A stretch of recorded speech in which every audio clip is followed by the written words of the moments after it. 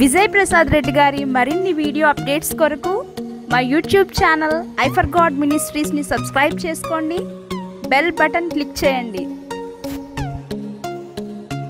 సకల ఆశీర్వాదములకు కారణభూతుడైన మా కన్న తండ్రి, సర్వకృపానిధి, సర్వోన్నతుడ, సర్వశక్తిమంతుడ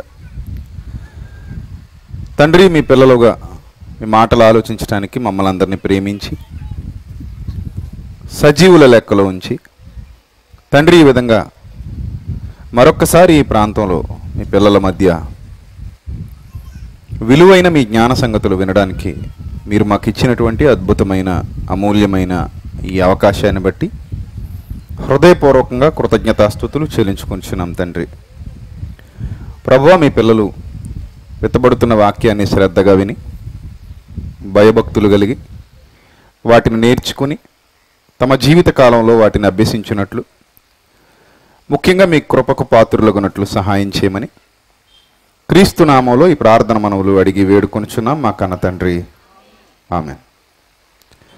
ప్రియమైన దేవుని పిల్లలారా, దేవాది దేవుని మహాకృపను బట్టి ఈ విధంగా ఈ సత్యవాక్య పరిశీలన సదస్సులో మరొకసారి మిమ్మల్ని అందరినీ కలుసుకోవడానికి దేవుడిచ్చినటువంటి అమూల్యమైన భాగ్యాన్ని బట్టి హృదయపూర్వకంగా తండ్రికి కృతజ్ఞతాస్తుతులు చెల్లిస్తున్నాను. యుగముల వరకు మనందరి ద్వారా నిత్యము దేవుని నామానికి మహిమ కలుగునుగాక, ఆమేన్. ప్రియులరా, ఈ ప్రపంచానికి అవసరమైనది, ఈ ప్రపంచం మనుగడ కొనసాగించాలి అంటే విలువలు కలిగి ఉన్నతమైన ఆలోచనలు కలిగి బ్రతికి చివరికి వచ్చిన చోటు కనుక దేవుని యొద్దకు చేరాలి అంటే వాక్యం అనేది చాలా అవసరం.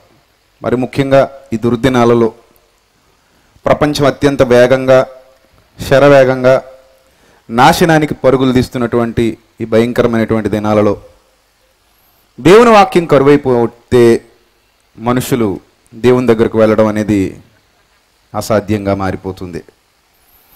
కనుక వాక్యం ప్రకటింపబడడం, ఆ వాక్యాన్ని వినడం, ఆ వాక్యాన్ని విశ్వసించడం, ఆ వాక్య ప్రకారంగా జీవించడం, ఇవి చాలా ఉత్తమోత్తమైనటువంటి మార్గాలు. అయితే ఈ వాక్యం ప్రకటింపబడడం వల్ల మనకు కలిగేటువంటి మేలేంటి అని ఆలోచిస్తే, ఎప్పుడైతే వాక్యం మానవ హృదయాలలోనికి వెళుతుందో మానవ హృదయం శుద్ధీకరించబడుతుంది, మానవుని హృదయం సక్రమీకరించబడుతుంది, అది కడుగబడుతుంది, బాగు చేయబడుతుంది, కఠినత్వాన్ని కోల్పోయి దైవత్వాన్ని సంతరించుకొని తద్వారా దేవునికి దగ్గరై అనేకులకు ఉపయోగకరంగా ఏవైతే దైవ లక్షణాలు ఉన్నాయో ఆ దైవ లక్షణాలను తమలో ఆపాదించుకుని వాటిని పుణికిపుచ్చుకొని నిత్యజీవ మార్గంలో నడవడానికి అది చాలా దోహదపడుతుంది. వాక్యం వల్ల కలిగే ప్రయోజనాలు అన్నీ కావు. ఒక మనిషి జీవితాన్ని సమూలంగా మార్చగలిగేటువంటి శక్తి వాక్యానికి ఉంది. అలాగే మీ ఆత్మలను రక్షించి పరలోకానికి నడిపించగలిగేటువంటి శక్తి వాక్యానికి ఉంది. ఈ వాక్యాన్ని గురించి, ఆ వాక్యానికి ఉన్నటువంటి శక్తిని గురించి అపోస్తలుడైన పౌలు హెబ్రీ సంఘానికి, అనగా హెబ్రీయులకు, ఇశ్రాయేలీయులకు, ఆ హెబ్రీయులలో నుండి దేవుని వైపు తిరిగినటువంటి ప్రజలకు లేఖ రాస్తూ హెబ్రీయులకు రాసినటువంటి పత్రికలో 4వ అధ్యాయం 12వ వచనం, ఎందుకనగా దేవుని వాక్యము సజీవమును బలము గలదై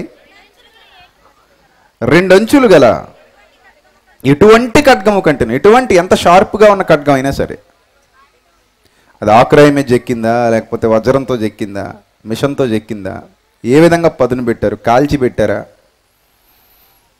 ఎలా పెట్టారు, ఎటువంటి ఖడ్గమైనా, ఎంత షార్ప్గా ఉన్న ఖడ్గం అయినా సరే, అది ఎంత పదునైన ఖడ్గం అయినా సరే, కత్తుల్లో కూడా పదునైన కత్తులు ఉంటాయి, మామూలు కత్తులు ఉంటాయి. కానీ ఇక్కడ అంటాడు, మీరు ఏ కత్తి అయినా తెచ్చుకోండి, అది ఎంత పదునైన కత్తి అయినా కానివ్వండి. ఎలక్ట్రానిక్ నైఫ్స్ వచ్చాయి, అసలు తెగినట్టు కూడా తెలీదు. తెగినట్టు కూడా తెలియదు, కానీ తెగిపోద్ది. చాలా షార్ప్గా ఉంటాయి, నొప్పి కూడా రాదన్నమాట. ఇలాంటి పదునైన కత్తులన్నిటికంటే కూడా వాడిగా ఉండి ప్రాణాన్ని, ఆత్మను, అసలు ప్రాణం కనిపించదు ఈ ప్రపంచానికి, ఆత్మ కూడా కనిపించదు, కనిపించనివి. ప్రాణం ఎలా పోతుందో, ఎప్పుడు పోతుందో, ఏ విధంగా పోతుందో ఎవరికైనా తెలుసా? చూడగలరు ఎవరైనా? చూడలేరు. ఆత్మను చూసిన వాడు ఎవడైనా ఉన్నాడా? లేడు. కానీ అందరూ ఆత్మను కలిగిన వారు, ఆత్మగా ఉన్నవారమే. ఆత్మ కలిగిన వారము అనడం కంటే కూడా ఆత్మలుగా ఉన్నవారము అంటే సబబు. మనందరం ఆత్మలుగా ఉన్నవారమే. కానీ మనం వెళ్ళిపోయేటప్పుడు ఎవడు మన ఆత్మను చూడలేడు. మీరు వెళ్ళిపోయేటప్పుడు మీ ఆత్మను నేను చూడలేను, నేను వెళ్ళిపోయేటప్పుడు నా ఆత్మను మీరు చూడలేరు. అలా వెళ్ళిపోతాం, శరీరం కుప్పకూలిపోతుంది. ఆత్మ అలా బయటికి వెళ్ళిపోగానే శరీరం ఏమైపోతుంది? కుప్పకూలిపోతుంది. ఇక శరీరంతో పని లేదు. దాన్ని మనం పేరుతో పిలవం కూడా. శవం అంటాం, మృతదేహం అంటాం, పార్థివ దేహం అంటాం, రకరకాల పేర్లు పెడతాం దానికి. కానీ వెళ్ళిపోయే ఆత్మను మనిషి చూడలేడు. ఇప్పటికీ శాస్త్ర ప్రపంచం ఎంత పురోభివృద్ధి చెందినా ఆత్మను చూడటం ఎవరికీ సాధ్యం కాలేదు. అన్ని ఫేక్ వీడియోస్ అమ్మా, మీకు ఫేస్బుక్లో కనబడేవి, యూట్యూబ్లో కనబడేవి, తెల్లగా బయటకు వచ్చి వెళ్ళిపోతున్నట్టు, పొగ రూపంలో పోతున్నట్టు చూపించేవన్నీ ఫేక్ వీడియోలు. అవన్నీ నిజాలు కాదు. ఆత్మ కెమెరాకి చిక్కిందని ఒకటి పెడతాడు, ఆత్మ వీడియోకి చిక్కిందని మరొకటి పెడతాడు. ఇవన్నీ అబద్ధాలు, అవన్నీ ఫేకు. గ్రాఫిక్స్ తయారు చేయగలిగే కాలం, ఎఫెక్ట్లు, విఎఫ్ఎక్స్, ఇంకొకటి ఎఫెక్ట్లు చూపించి చక్కగా గ్రాఫిక్స్ చేసి వీడియోలు ఎడిట్ చేసి సమాజానికి చూపించగలరేమో, కానీ ఒరిజినల్ వీడియో మాత్రం ఎవరి వల్ల కాదు. ఎందుకంటే కెమెరా కంటే పవర్ మానవ నేత్రం కెమెరా కంటే పవర్ఫుల్. అలాంటిది ఈ మానవ నేత్రమే ఇప్పటి వరకు దేన్ని చూడలేదు? ఆత్మను చూడలేదు కూడా. అలాంటి కనిపించని ప్రాణాత్మలను, కేళ్లను, మూలుగను విభజించునంత మట్టుకు దూరుచు హృదయం యొక్క తలంపులను, ఆలోచనలను శోధించుచున్నది అన్నాడు. ఒక మనిషి జీవితం సక్రమంగా నడవాలన్నా, వక్రంగా నడవాలన్నా కారణం ఆలోచనలే. హృదయం నుండి పుట్టేటువంటి ఆలోచనే. ఒక మనిషి మంచివాడు, అతని హృదయంలో నుండి వచ్చే ఆలోచన బట్టి మనం చెప్పగలం. ఎందుకంటే ఆలోచనే క్రియకు మూలం ఆలోచన. ఒక పని నేను చెయ్యాలి, ఆ పనికి మూలం, ఆ పనికి వెనకున్నది ఏంటంటే ఆలోచన. ఒక మనిషి ఆలోచనను బట్టి అతని క్రియలు ఉంటాయి. ఈ ఆలోచనలు ఎక్కడి నుంచి వస్తాయంటే హృదయంలో నుంచి వస్తాయి. హృదయం కనిపించదు, ఆలోచనలు కనిపించవు, క్రియలు మాత్రమే కనిపిస్తాయి. క్రియను బట్టి మనం మంచివాడా చెడ్డవాడా ఎలాంటి వాడు అనేది నిర్ణయిస్తూ ఉంటాం. సమాజంలో దాన్ని వర్ణించాలంటే అసలు సరిపోదు, టైం సరిపోదు, అంత ఎక్కువ జరుగుతూ వస్తుంది. కాబట్టి ఈ వాక్యం దేని మీద ప్రభావం చూపుతుంది అని అంటే హృదయమును, ఆ హృదయం యొక్క తలంపులను, ఆలోచనలను శోధించుచున్నది, అంటే టెస్ట్ చేస్తుందట. చూడండి ఎంత విచిత్రమైందో వాక్యం. ఏ వైద్యుడికి కనిపించనివి, ఏ శాస్త్రవేత్తకి కనిపించనివి వాక్యాన్ని కనిపిస్తాయి. అందుకే మీ ఆత్మలను రక్షించుటకు శక్తి కలిగినది వాక్యం అన్నాడు. ఇప్పుడు కూడా వాక్యాన్ని చిన్నగా చూడకూడదు, వాక్యాన్ని విస్మరించకూడదు, వాక్యాన్ని విడిచిపెట్టకూడదు, వాక్యం నుండి దూరంగా జరిగిపోకూడదు, వాక్యం వద్దు అనుకోకూడదు. వాక్యం కావాలి. ఆ వాక్యమే మానవ జీవితాన్ని మెరుగుపరిచేది, మానవ జీవితాన్ని ఉన్నతంగా తీర్చిదిద్దేది. అందుకే పిల్లలు కూడా ఇప్పుడు కూడా సోషల్ మీడియాలో కానివ్వండి, వాట్సాప్లో కానివ్వండి, ప్రసంగాలన్నింటినీ వాళ్ళు ఏదైతే వాళ్ళను ప్రభావితం చేసిందో ఆ బిట్లు కట్ చేసి ఎప్పటికప్పుడు ఐఫర్గాడ్ విద్యార్థులు షేర్ చేస్తూ ఉంటారు. నేను చాలా సంతోషిస్తాను. ఎందుకంటే ఆ వాక్యం విన్నవాడు ఎవడో ఒకడు వింటాడు. అది ఆడియో రూపంలో వాట్సాప్ గ్రూపులో పంపించిన, వీడియో రూపంలో ఫేస్బుక్లో పంపించిన, యూట్యూబ్లో పంపించిన, లింకులు షేర్ చేసిన ఎవడో ఒకడు వాక్యాన్ని వింటాడు. అలా విన్న క్షణంలో అతని హృదయంలో ఒక మహాసంగ్రామం జరుగుతుంది. అది వాక్యానికి, అతనిలో ఉన్నటువంటి చెడుకు జరిగేటువంటి యుద్ధం. ఈ చెడుతో వాక్యం యుద్ధం చేసినప్పుడు ఎవరు గెలుస్తారంటే ఫైనల్గా వాక్యమే గెలుస్తుంది. అతడు నిజంగా హృదయంలో చోటిస్తే గనక. ట్యాబ్లెట్ చేతిలో పెట్టుకు తిరిగినంత మాత్రాన రోగం తగ్గదు. శరీరం మీదే ఉంది కదా అని నువ్వు అనొచ్చు తెలివిగా. శరీరం మీదే ఉంది కదా, గట్టిగా నొక్కి పట్టి మరీ ఉంచాను. చేతిలో గట్టిగా ట్యాబ్లెట్ని నొక్కి పట్టి మరీ ఉంచాను, ఎందుకు తగ్గదు అని నువ్వు అనొచ్చు. తగ్గదు. శరీరం మీదే ఉన్నా, శరీరంలోనే ఉన్నా, చేతిలో నొక్కు పట్టుంచినా అది లోపలికి వెళ్ళలేదు కనుక ఆ ట్యాబ్లెట్ పనిచేయదు. అదే ట్యాబ్లెట్ని చేతిలో నొక్కి పట్టి ఉంచకుండా నోట్లో పడేసుకుని నీళ్ళు మింగేసాం అనుకో, ఖచ్చితంగా పనిచేస్తుంది. కాబట్టి ఎవడైతే ఆ వాక్యాన్ని వింటాడో ఆ వాక్యం అతని జీవితంలో కొత్త కొత్త మార్పులు తీసుకొస్తుంది. ఈరోజు మార్పు చెందిన వాళ్ళందరూ కూడా అలా మారిన వాళ్ళే. లేకపోతే మనం ఎక్కడ మారుతామండి? మనంత భయంకరులు ఎవరు ఉండరు. వదిలేస్తే మనంత భయంకరులు ఉంటారా? నేను అదే అనుకుంటాను. వదిలేస్తే నా అంత భయంకరుడు మరొకడు ఉండడు. నిజం. ఎంత చెడిపోయేవాడినో, ఎంత పాడైపోయేవాడినో, ఎంత నాశనానికి వెళ్ళిపోయేవాడినో వదిలేస్తే నా అంతటి భయంకరుడు ఉండడు. వదిలేస్తే నీ అంతటి భయంకరాలు ఉండదు. వదిలేస్తే నీ అంతటి భయంకరుడు ఉండడు. ఈ సమాజం మొత్తం అంతే. ఎవరికి వాడే డిగ్రీలు పుచ్చేసుకున్నారు పాపంలో. అందరూ పిహెచ్డీలు చేసిన వాళ్ళే. ఎవడు మంచోడు చెప్పండి, ఎవడు ఉత్తముడు చెప్పండి, ఎవడు లేడు. ఎందుకంటే వదిలేస్తే అందరూ చెడ్డోళ్ళే. కానీ ఎప్పుడైతే వాక్యం మనల్ని గట్టిగా పట్టుకుంటుందో అప్పుడే మనం మంచి మార్గంలో వెళ్తాం. సో ఇదే ఈ సత్యవాక్య ప్రకటన, సువార్త ప్రకటన, జ్ఞాన ప్రకటన. ఈ ప్రకటనలన్నీ ఎందుకు జరుగుతున్నాయి అని అంటే అందరినీ ఒకే వాక్యం అనే గొడుగు కిందకి తీసుకుని రావాలి. అందరూ తప్పులు చేసిన వాళ్ళే, ఎవడు మంచోళ్ళు లేడు ఇక్కడ. సో ఒకడినొకడు నువ్వు అలాంటోడివి, నువ్వు ఆ గతంలో ఇలాంటోడివి, ఆ గతంలో అలాంటోడివి అనే రైట్ మనకుందా? లేదు. ఎప్పుడు కూడా మనం వర్తమానాన్ని గురించి మాత్రమే మాట్లాడుకుంటూ పోతాం. ఎందుకంటే మన అందరం చెడ్డోళ్ళమే. సో మనల్ని మనం సరి చేసుకోవడానికి ఈ వైద్యం దగ్గరికి వచ్చాం. ఈ వైద్యం మన ఆత్మలకు వైద్యం, మన ఆత్మలకు వైద్యం ఇది. కాబట్టి ప్రతి మానవుడు కూడా ఈ వాక్యం దగ్గరకు వచ్చినప్పుడు తన జీవితం బాగుంటుంది, వాని ఆత్మ రక్షింపబడి పరలోకానికి వెళుతుంది. అలా పరలోకానికి వెళ్ళాలి అంటే వాక్యం వినిపించేవాడు కావాలి. ఆ వాక్యం అతని హృదయంలో నుండి బయటికి రావాలి. అది నిజంగా ఆత్మపూర్ణుడే అనుభవిస్తూ చెప్పేవాడుగా ఉండాలి. చాలామంది వాక్యం ప్రకటిస్తూ ఉంటారు. ఆ ప్రకటన ఎలా ఉంటుందంటే నేను చెప్పాలి, నేను కనబడాలి అన్నట్టుగా ఉంటుంది. కొంతమంది ధోరణి అంటే వాళ్ళకి మైక్ పిచ్చి అనమాట. సో మైక్ కనబడితే వదలరు. ఇంకా ఏదో మాట్లాడాలి, నేను మాట్లాడి ఏదేదో మాట్లాడుతూ ఉంటారు. వినేవాళ్ళకి అది అర్థం కాదు, బోరు కొట్టిస్తారు, గంటలు గంటలు బుర్ర తినేస్తారు. ఆ తర్వాత నీరసం వచ్చి మనం ఇంటికి వెళ్ళిపోతుంటాం. సో ఇలాంటి వాళ్ళు కూడా మనకు చాలా చోట్ల కనబడుతుంటారు. వాళ్ళని మైక్ పిచ్చోళ్ళు అంటారు. మైక్ దొరికితే వదలరు, ఇంకా మైక్ పిచ్చి. సో ఈ మైక్ పిచ్చి ఉన్నోడిని ఏం చేయలేము ఇంకా. కాబట్టి అలాంటి వాళ్ళు కూడా ఉన్నారు. సో అది కరెక్ట్ కాదు. వాక్యం ప్రకటించడం అంటే అది హృదయంలో నుండి రావాలి. హృదయంలో నుండి ఎలా వస్తుంది అంటే నువ్వు బైబిల్ చదువుతున్నప్పుడు నేర్చుకుంటావు. ఎలా నేర్చుకుంటావు అంటే ఆత్మ సహాయంతో నేర్చుకుంటావు. ఎప్పుడైతే ఆత్మ సహాయంతో మనం నేర్చుకుంటామో హృదయంలో నుండి వస్తుందో నీ హృదయంలో నుండి జీవజలధారలు ప్రవహించును అన్నాడు.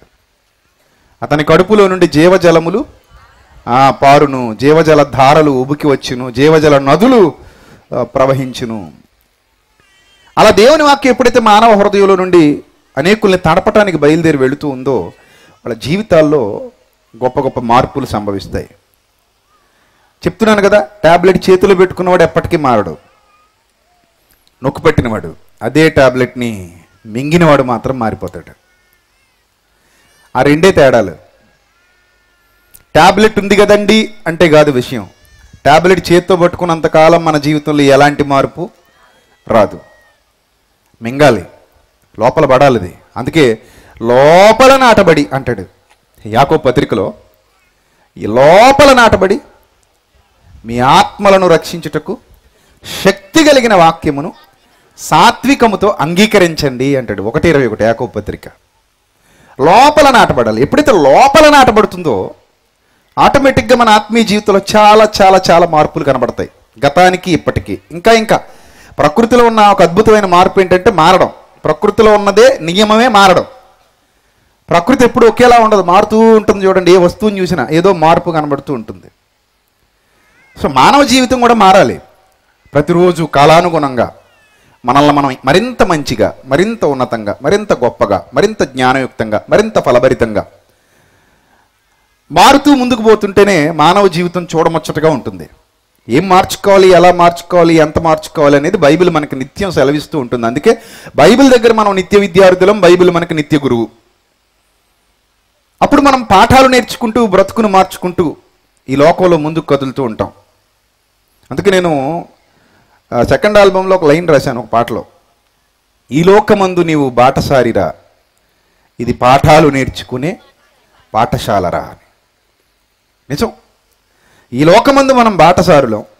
ఈ బాటసారులు ఈ లోకం అనే పాఠశాలలో పాఠాలు నేర్చుకుంటూ నిత్య జీవితానికి ప్రయాణం చేసే పరదేశులం, యాత్రికులం.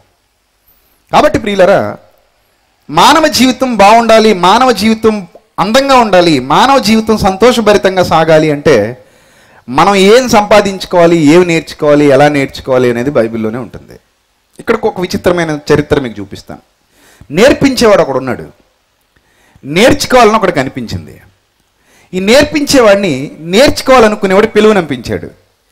అప్పుడు ఈ నేర్పించేవాడు ఆ నేర్చుకోవాలనుకునేవాడి దగ్గరికి వెళ్ళాడు. ఈ నేర్చుకోవాలనుకునేవాడు కుటుంబ సమేతంగా కూర్చొని ఉన్నాడు అక్కడ. నేర్పించేవాడు వచ్చాడు. సో ఈ నేర్పించేవాడు మాట్లాడుతుంటే నేర్చుకునేవాడికి భయం పుట్టింది. ఎందుకు భయం పుట్టింది అంటే వాడి ఇంటెన్షన్ వేరు, వాడి ఆలోచన విధానం వేరు, అక్కడ వాడి ఉద్దేశమే వేరు. అసలు ఆ సందర్భాన్ని ఒకసారి జాగ్రత్తగా చూస్తే అపోస్తలుల కార్యాలు చాలా విచిత్రంగా ఉండేటువంటి ఆ సందర్భం ఇది. 24వ అధ్యాయము 24వ వచనం నుంచి చూద్దాం. అపోస్తలుల కార్యాలు 24వ అధ్యాయము 24వ వచనం.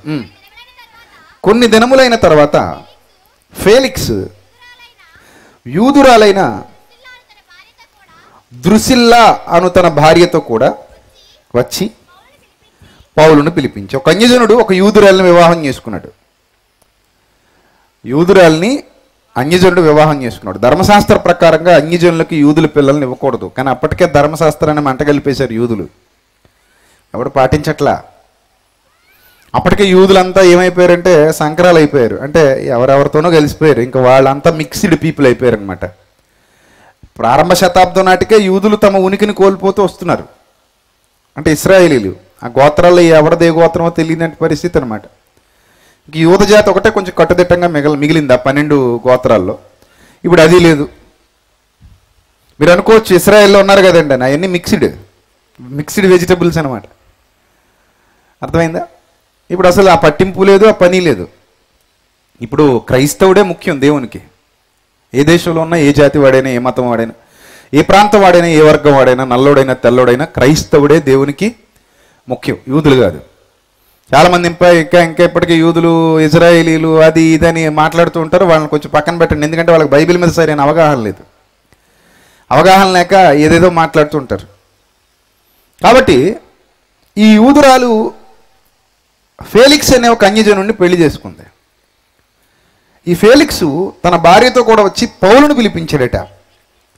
పౌలును పిలిపించాడు. అసలు ఏం చెప్తున్నావు నువ్వు, నీ బోధలేంటి, ఒకసారి మాకు కూడా వినిపించు, మాకు చెప్పు, మేము కూడా వింటాం.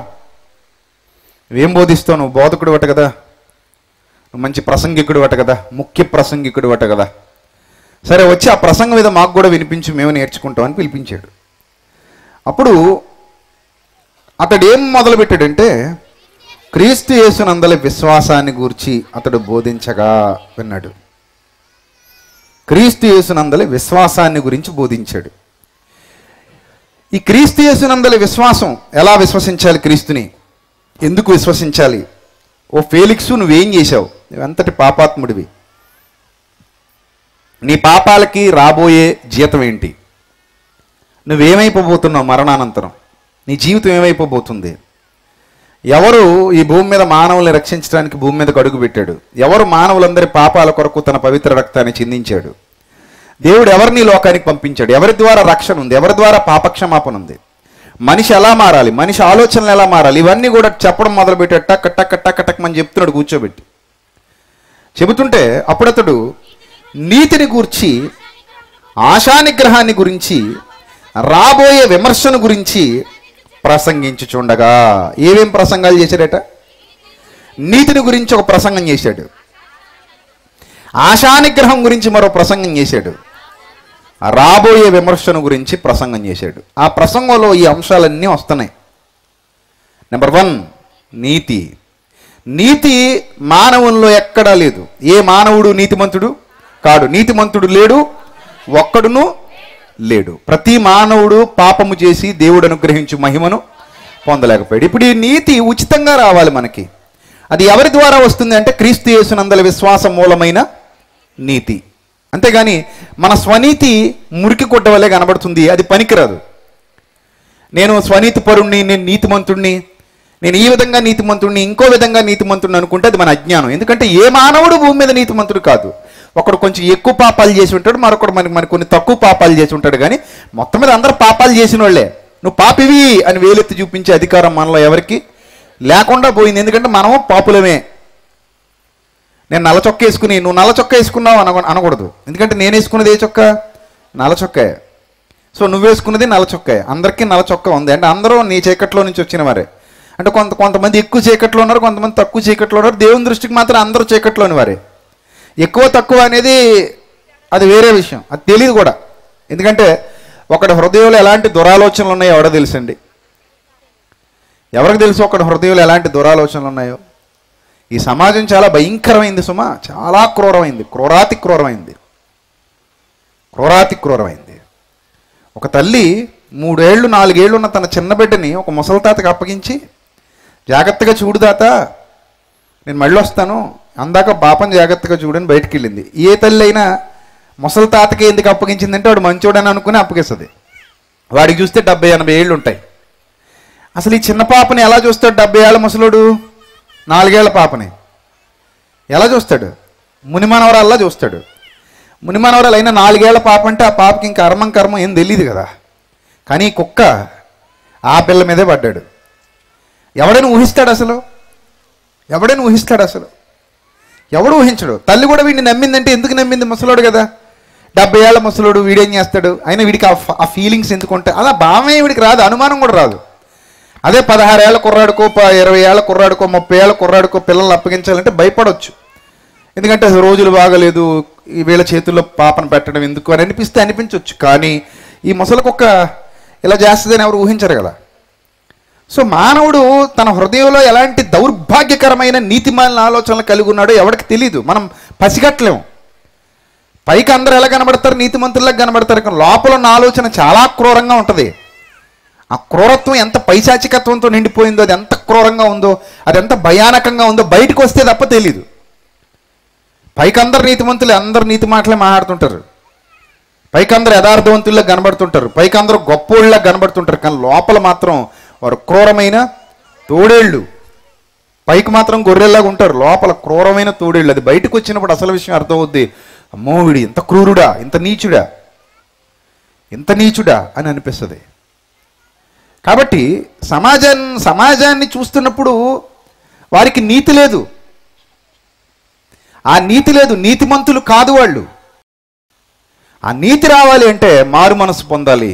నేను పాపిని, నేను ప్రభు పాదాల చెంతకు రావాలి. ఆయన ముందు, ఆయన ఎదుట మన పాపములు ఒప్పుకొని విడిచిపెట్టాలి. ప్రభువును సొంత రక్షకునిగా అంగీకరించాలి. ప్రభువా నన్ను కనికరించని ప్రాధేయపడాలి. ఆయన మార్గంలోనికి అడుగు పెట్టాలి. అప్పుడే మానవుడు పాపక్షమాపణ పొందుకోగలడు అని దేవుడు ఒక శాసనం చేశాడు. అలా క్రీస్తు యేసు నందున్న విశ్వాసం మూలమైన నీతి తప్ప మనకి స్వనీతి అనేది లేదు. అసలు ఎక్కడ దొరకదు కూడా. నువ్వు ఎంత ట్రై చేసినా అది బూడిదలో పోసిన పన్నీరే. నువ్వు సొంతంగా నీతిమంతుడిని అయిపోతాను అనుకుంటే అది నీ వల్ల కానే కాదు. సో ఆ విషయాన్ని ఫేలిక్స్కి చెప్పాడు. ఎవరు? పౌలు ఫేలిక్స్కి చెప్పాడు. ఫేలిక్స్, నువ్వు నీతిమంతుడు కాదు. సో నీ అవినీతిని బట్టి, నీ దుర్మార్గతను బట్టి, నీ చెడుతనమును బట్టి దేవుడు మనకి తీర్పు తీర్చబోతున్నాడు. మనందరం చెడిపోయిన వాళ్ళమే, మనందరం అవినీతి పరులమే, మనందరం దుర్మార్గులమే, దుష్ట చర్యలు, దుష్ట ఆలోచనలు కలిగిన వారమే. ఒకడు స్థాయి పెరిగింది, ఒకడు స్థాయి కొంచెం తక్కువలో ఉంది. ఒకడు మరింత పాపాత్ముడిగా, మరింత క్రూరుడుగా ఉంటున్నాడు. కొంతమంది అందులో కొన్ని విషయాలను అంగీకరిస్తూ, కొన్ని విషయాల్లో వాళ్ళు భయం భ్రాంతి కలిగి కొన్ని పాపాలే వాళ్ళు చేస్తారు, కొన్ని పాపాలకు వాళ్ళు సముఖత వ్యక్తం చేయకపోవచ్చు. అయినప్పటికీ మనుషులు దేవుని దృష్టికి పాపాత్ములే, నీతిమంతులు ఎవరూ లేరు. కాబట్టి నువ్వు నీతిమంతుడు కావాలనుకుంటున్నావా? అలా అయితే అది యేసుక్రీస్తునందు విశ్వాస మూలమైన నీతి మాత్రమే. అలా మాత్రమే నువ్వు నీతిమంతుడివి, పరిశుద్ధుడివి కాగలవు తప్ప, ఉచితంగా నువ్వు నీతిమంతుడు కావాలి తప్ప, ఉచితంగా మిమ్మల్ని నీతిమంతులుగా తీర్చుటకు క్రీస్తు తన ప్రాణాన్ని అర్పించాడు. కాబట్టి మీరు క్రీస్తునందు విశ్వాసం ఉంచుట ద్వారా మాత్రమే నీతిమంతులు కాగలుగుతారు. అలా విశ్వాసం ఉంచు అని ఫేలిక్స్కి చెప్పాడు. ఫస్ట్ పాయింట్ అర్థమైపోయింది. ఫేలిక్స్కి తానేంటో అర్థమైంది, దృశ్యులకు కూడా తానేంటో అర్థమైంది. ఆ భార్యాభర్తలు ఇద్దరు వాక్యం వింటున్నారు అక్కడ. వాళ్ళ జీవితం పేతురు గారి ప్రసంగం వింటున్న తర్వాత పౌలు గారి ప్రసంగం వింటున్నప్పుడు వాళ్ళ జీవితం ఆలోచనలో పడింది. వాళ్ళు ఆలోచిస్తున్నారు నేను నీతిమంతుడిని కాదు అనే విషయాన్ని స్పష్టంగా వాక్యం చెబుతుంది. ఫేలిక్స్ హృదయంలోని తలంపుల్ని శోధిస్తుంది. ఫేలిక్స్ హృదయంలో తలంపుల్ని, ఆలోచనల్ని వడపోత పోసేస్తుంది వాక్యం వెళ్ళి. అన్నీ రేపుతుంది, ఫైల్స్ అన్నీ పరిశీలిస్తుంది, సీక్రెట్ ఫైల్స్ అన్నీ ఓపెన్ చేసేస్తుంది. అతని హృదయంలో ఉన్న సీక్రెట్ ఫైల్స్ అన్నీ ఏమైపోతున్నాయి? ఓపెన్ అయిపోతున్నాయి. దానికి ఇంకా అడ్డు అదుపు లేదు, లోపలికి వెళ్ళిపోతుంది. లోపలికి వెళ్ళిపోయి ప్రతి సీక్రెట్ ఫైలు ఓపెన్ చేసేస్తుంది. ఓపెన్ చేసి ముందు పెడుతుంది. ముందు పెట్టి ఇదిగో ఇక్కడ ఎర్రర్ ఉంది, ఇక్కడ ఎర్రర్ ఉంది, ఇక్కడ ఎర్రర్ ఉంది, ఇక్కడ ఎర్రర్ ఉంది, ఇది డిలీట్ చేయాలి, ఇది డిలీట్ చేయాలి, ఇది డిలీట్ చేయాలి, నువ్వు ఇక్కడ మారాలి, ఇక్కడ మారాలి, ఇక్కడ మారాలి, ఇక్కడ మారాలి, మొత్తం పొడిచి ఈ ఫేలిక్స్ హృదయం కకలామికలం అయిపోతుంది. అనవసరంగా పిలిపించుకున్నానే మిత్రుని అనిపిస్తుంది. నిజం, సేవకుడు వస్తే అలాగే ఉండాలి. అంతేగాని భలే చెప్పాడండి, బాగుందండి, జబర్దస్త్ ప్రోగ్రాం చూసినంతగా నవ్వొచ్చిందండి అనుకునే ప్రసంగాలు విన్నారనుకోండి, మీ జీవితం పోయినట్టే. ఇప్పుడు కూడా ప్రసంగం అనేది మనిషిని ఆలోచింపజేసేదిగా ఉండాలి, లేకపోతే మనిషికి మార్పు తెచ్చేదిగా ఉండాలి, లేదా మనిషిని తీర్చిదిద్దేదిగా ఉండాలి. నవ్వించడానికి కవ్వించడానికి మనకి ఎందుకంటే ప్రసంగాలు. కొంతమంది కామెడీ స్పీకర్లు వస్తున్నారు ఈ మధ్యకాలంలో, బ్రహ్మానందాలు, జబర్దస్త్ టీంలో మెంబర్ లాంటి వాళ్ళు ఎప్పుడు నవ్వించి కవ్వించిపోతారు. నువ్వు కవ్వించడానికి అయితే నువ్వెందుకు మాకు బైబిల్ పెట్టుకు రావడం? ఆ మాత్రం నవ్వులు మేము యూట్యూబ్లో నవ్వుకోలేమా, టీవీ ముందు కూర్చొని నవ్వుకోలేమా? నీ పనికి మాలిన పైశాచిక్ కామెడీ మాకు కావాలా? పనికి మాలిన కామెడీ మాకు కావాలా? అది క్రైస్తవులకు అవసరమా కామెడీలు? ప్రతోడు ఈ మధ్య కామెడీలకే ఓటేస్తున్నాడు. అబ్బా అయ్యగారు భలే నవ్వించారండి, అయ్యగారు భలే కవ్వించారండి, ఆహా ఈరోజు జోకులు పేలినాయండి, భలే జోకులు వేసారండి, ప్రసంగం వింటున్నంతసేపు పొట్ట చెక్కలైపోయిందండి, వచ్చే సంవత్సరం కూడా ఇతన్ని పిలిపించండి సార్ వీలైతే. ఎందుకంటే అసలే ఈ పాడులోకంలో అలిసిపోయి వస్తున్నాం. మాకు అసలు ఎక్కడ రెస్ట్ లేని జీవితాలు, ఎక్కడ సంతోషం లేని జీవితాలు, ఎక్కడ చూసినా ప్రశాంతత లేని జీవితాలు. ఏదో కాసేపు ఈ సభకు వచ్చి నవ్వుకుని పోతాం, రిలాక్స్ అయిపోతాం. అలా నవ్వుకోవడానికి మేము సభకు వస్తాం కాబట్టి మమ్మల్ని నవ్వించే ప్రసంగికులను ఎక్కడున్నా సరే ఏరుకొని తీసుకుని రండి. అందుకే సత్యమునకు చెవినీయక కల్పనా కథల వైపునకు తిరుగు కాలము వచ్చును. జనాలు కూడా అట్టి వారిని ఏం చేసుకున్నాడట? పోగు చేసుకుని అంటాడండి అక్కడ. తమ కొరకు బోధకులను పోగు చేసుకుని, ఈ పోగులో నుంచే ఒకరిని తీసుకుంటారు. ఎప్పుడు కూడా ఓ పోగు ఉంటుంది అక్కడ. ఈ పోగులో నుంచి ఒకరిని తీసుకుంటారు. ఈ సంవత్సరం వీడు, వచ్చే సంవత్సరం వీడు, పై వచ్చే సంవత్సరం వీడు, మొత్తం మీద అందరూ ఈ పోగులో వాళ్ళే ఉండాలి. ఎందుకంటే ఈ పోగు అంతా కామెడీ పోగు. మనకి కామెడీ పోగులో నుంచే కావాలి. మనకి ఎప్పుడు కామెడీ చేయాలి, మనల్ని ఉల్లాసంగా ఉత్సాహంగా ఉంచాలి, నవ్వించాలి, కవ్వించాలి, ఆనందపరచాలి, ఉత్తేజపరచాలి. మనం ఎలా ఉన్నా సరే మీరు బాగుంటారు అని అనాలి. మనం ఎలా బ్రతికినా సరే దేవుడు మీకు అన్నీ సమృద్ధిగా ఇస్తాడు అనాలి. మనం ఎలా జీవిస్తున్నా సరే దేవుడు మీకు అన్ని ఏ కొదువ లేకుండా చూస్తాడు అనాలి. దేవుని సహాయం నీకు తప్పక లభిస్తుంది అనాలి. ఇదిగో నేను నీ కొరకు ప్రార్థన చేశాను, నీకు అన్నీ బాగుంటాయి, ఇక మీద నీ జీవితం 3 పువ్వులు 33 కాయలు అనాలి. అలా అంటే మనం ఎంత పనికిమాలినోళ్ళమైనా సరే, మనం దేవునికి ఎంత విరోధంగా బ్రతికినా సరే, మనం ఎంత నీతిమాలిన జీవితాలు జీవిస్తున్నా సరే, మనం ఎలాంటి మార్పు లేని బ్రతుకుతున్నా సరే, అబ్బాయి మీకు అంతా మేలే జరుగుతుంది అన్నారనుకోండి, మనకు వాళ్ళు నచ్చరా? ఖచ్చితంగా నచ్చుతారు. ఇది నిజం, ఖచ్చితంగా నచ్చుతారు. అదే జాగ్రత్తగా ఉండు, పోతావు నువ్వు, టైం దగ్గర పడుతుంది, కరెక్ట్గా దేవుని కొరకు బ్రతకపోతే నీ వికెట్ పడిపోద్ది, నువ్వేమీ దిగి రాలేదు, ఇంకా చాలా అవసరం, ఇంకా చాలా కావాలి నీకు, ఇలాంటి మాటలు ఎప్పుడైతే విన్నామో ఎందుకులేండి మరి విమర్శించేస్తున్నాడు ఈడెవడో. ఇదేం విమర్శ అండి, అలా విమర్శిస్తే ఎలా అంటాం మనమే. ఇది సాధారణంగా జనం నాడి. ఈ జనం నాడి పట్టుకున్నాడు ఏం చేస్తాడంటే వాళ్ళకి ఏది కావాలో అది ఇస్తాడు. వాళ్ళకి ఏది కావాలో అది ఇచ్చినవాడు వాళ్ళ దృష్టిలో గొప్పవాడు అవుతాడు, వాళ్ళ దృష్టిలో గొప్ప స్పీకర్ అవుతాడు, డబ్బులు బాగా సంపాదిస్తాడు, ఉన్నతమైన స్టేజ్కి వెళ్ళిపోతాడు, దేశాలు తిరుగుతూ ఉంటాడు, ప్రతి దేశం వాళ్ళు వాడిని ఆహ్వానిస్తూ ఉంటారు, ప్రతి సంఘం వాళ్ళు వాడిని ఆహ్వానిస్తూ ఉంటారు, డబ్బులు దండిగా సంపాదించుకుంటాడు, ఇంకా జనం మెప్పు కోరుతూనే ఉంటాడు, ఇంకా ఉండే కొలది జనం మెప్పు కావాలి, ఇంకా జనం మెప్పు కావాలి. అప్పుడు జనంలో మంచి స్పీకర్ అనిపించుకోవాలి. ఆహా పలానా ఆయన ఉన్నారంటేనండి ఎవరిని ఏమండండి, తాంబేలా మంచి బిడ్డండి, మెల్లగా ఉంటాడు, మెత్తగా ఉంటాడు, ఎవరిని నొప్పించడండి, ఎవరిని బాధ పెట్టడండి, అందరినీ కలుపుకుపోతాడండి, ఆడు ఎంత ఎదవైనా సరే కలుపుకుపోతాడండి, ఎంత మంచివాడండి ఇతను. దేవుడు చూసుకుంటాడు మనకి ఎందుకని చెప్తాడండి, అది బాగుంది కదండి. మనం ఎలా పోయినా పర్లేదు, ఎవరు చూసుకుంటారు? దేవుడు చూసుకుంటాడు మనకి ఎందుకని చెప్తాడట. దేవుడు చూసుకుంటాడు, పోలీసులు చూసుకుంటారు, చట్టం చూసుకుంటుంది, మనకెందుకు? వైద్యుడు చూసుకుంటాడు, మనకెందుకు? ఇలాంటి వాళ్ళు బాధ్యత లేని దౌర్భాగ్యులు.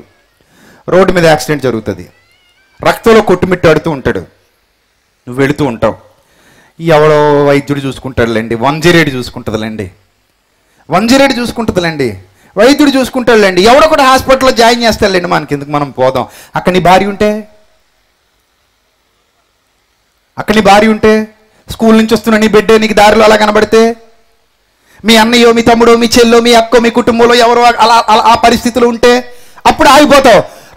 మా తమ్ముడండి మా అన్నయ్య అండి, మా చెల్లండి, నా కొడుకండి, నా కూతురండి, నా భార్య అండి, నా భర్త అండి అంటావు. అప్పుడు ఎవడో చూసుకుంటాడులేండి, 108 వస్తుందిలేండి, డాక్టర్ ఎవడో చూస్తాడులేండి, 108కి ఎవడో ఫోన్ చేయండి, ఎవడో పడతాడులేండి, ఈ మాటలు రావు. అర్థమైందా? బాధ్యత లేనోడు. ఆ మధ్యకాలంలో ముంబైలో ఒక దౌర్భాగ్యుడు ఒక కాలేజీ అమ్మాయిని తరుముతున్నాడు యాసిడ్ బాటిల్ పట్టుకుని మీద పోయడానికి. దారిలో చాలామంది చూశారు, కానీ ఒక్క పనికిమాలినోడు కూడా ఆపే ప్రయత్నం చేయలేదు. వాడు వెళ్ళాడు, మొత్తం మీద అమ్మాయిని రీచ్ అయిపోయాడు, కింద పడగొట్టాడు, నాకు దక్కింది ఎవరికి దక్కకూడదని మీద యాసిడ్ పోసేశాడు. చోద్యం చూశారు అందరూ కూడా, అందరూ చోద్యం చూశారు.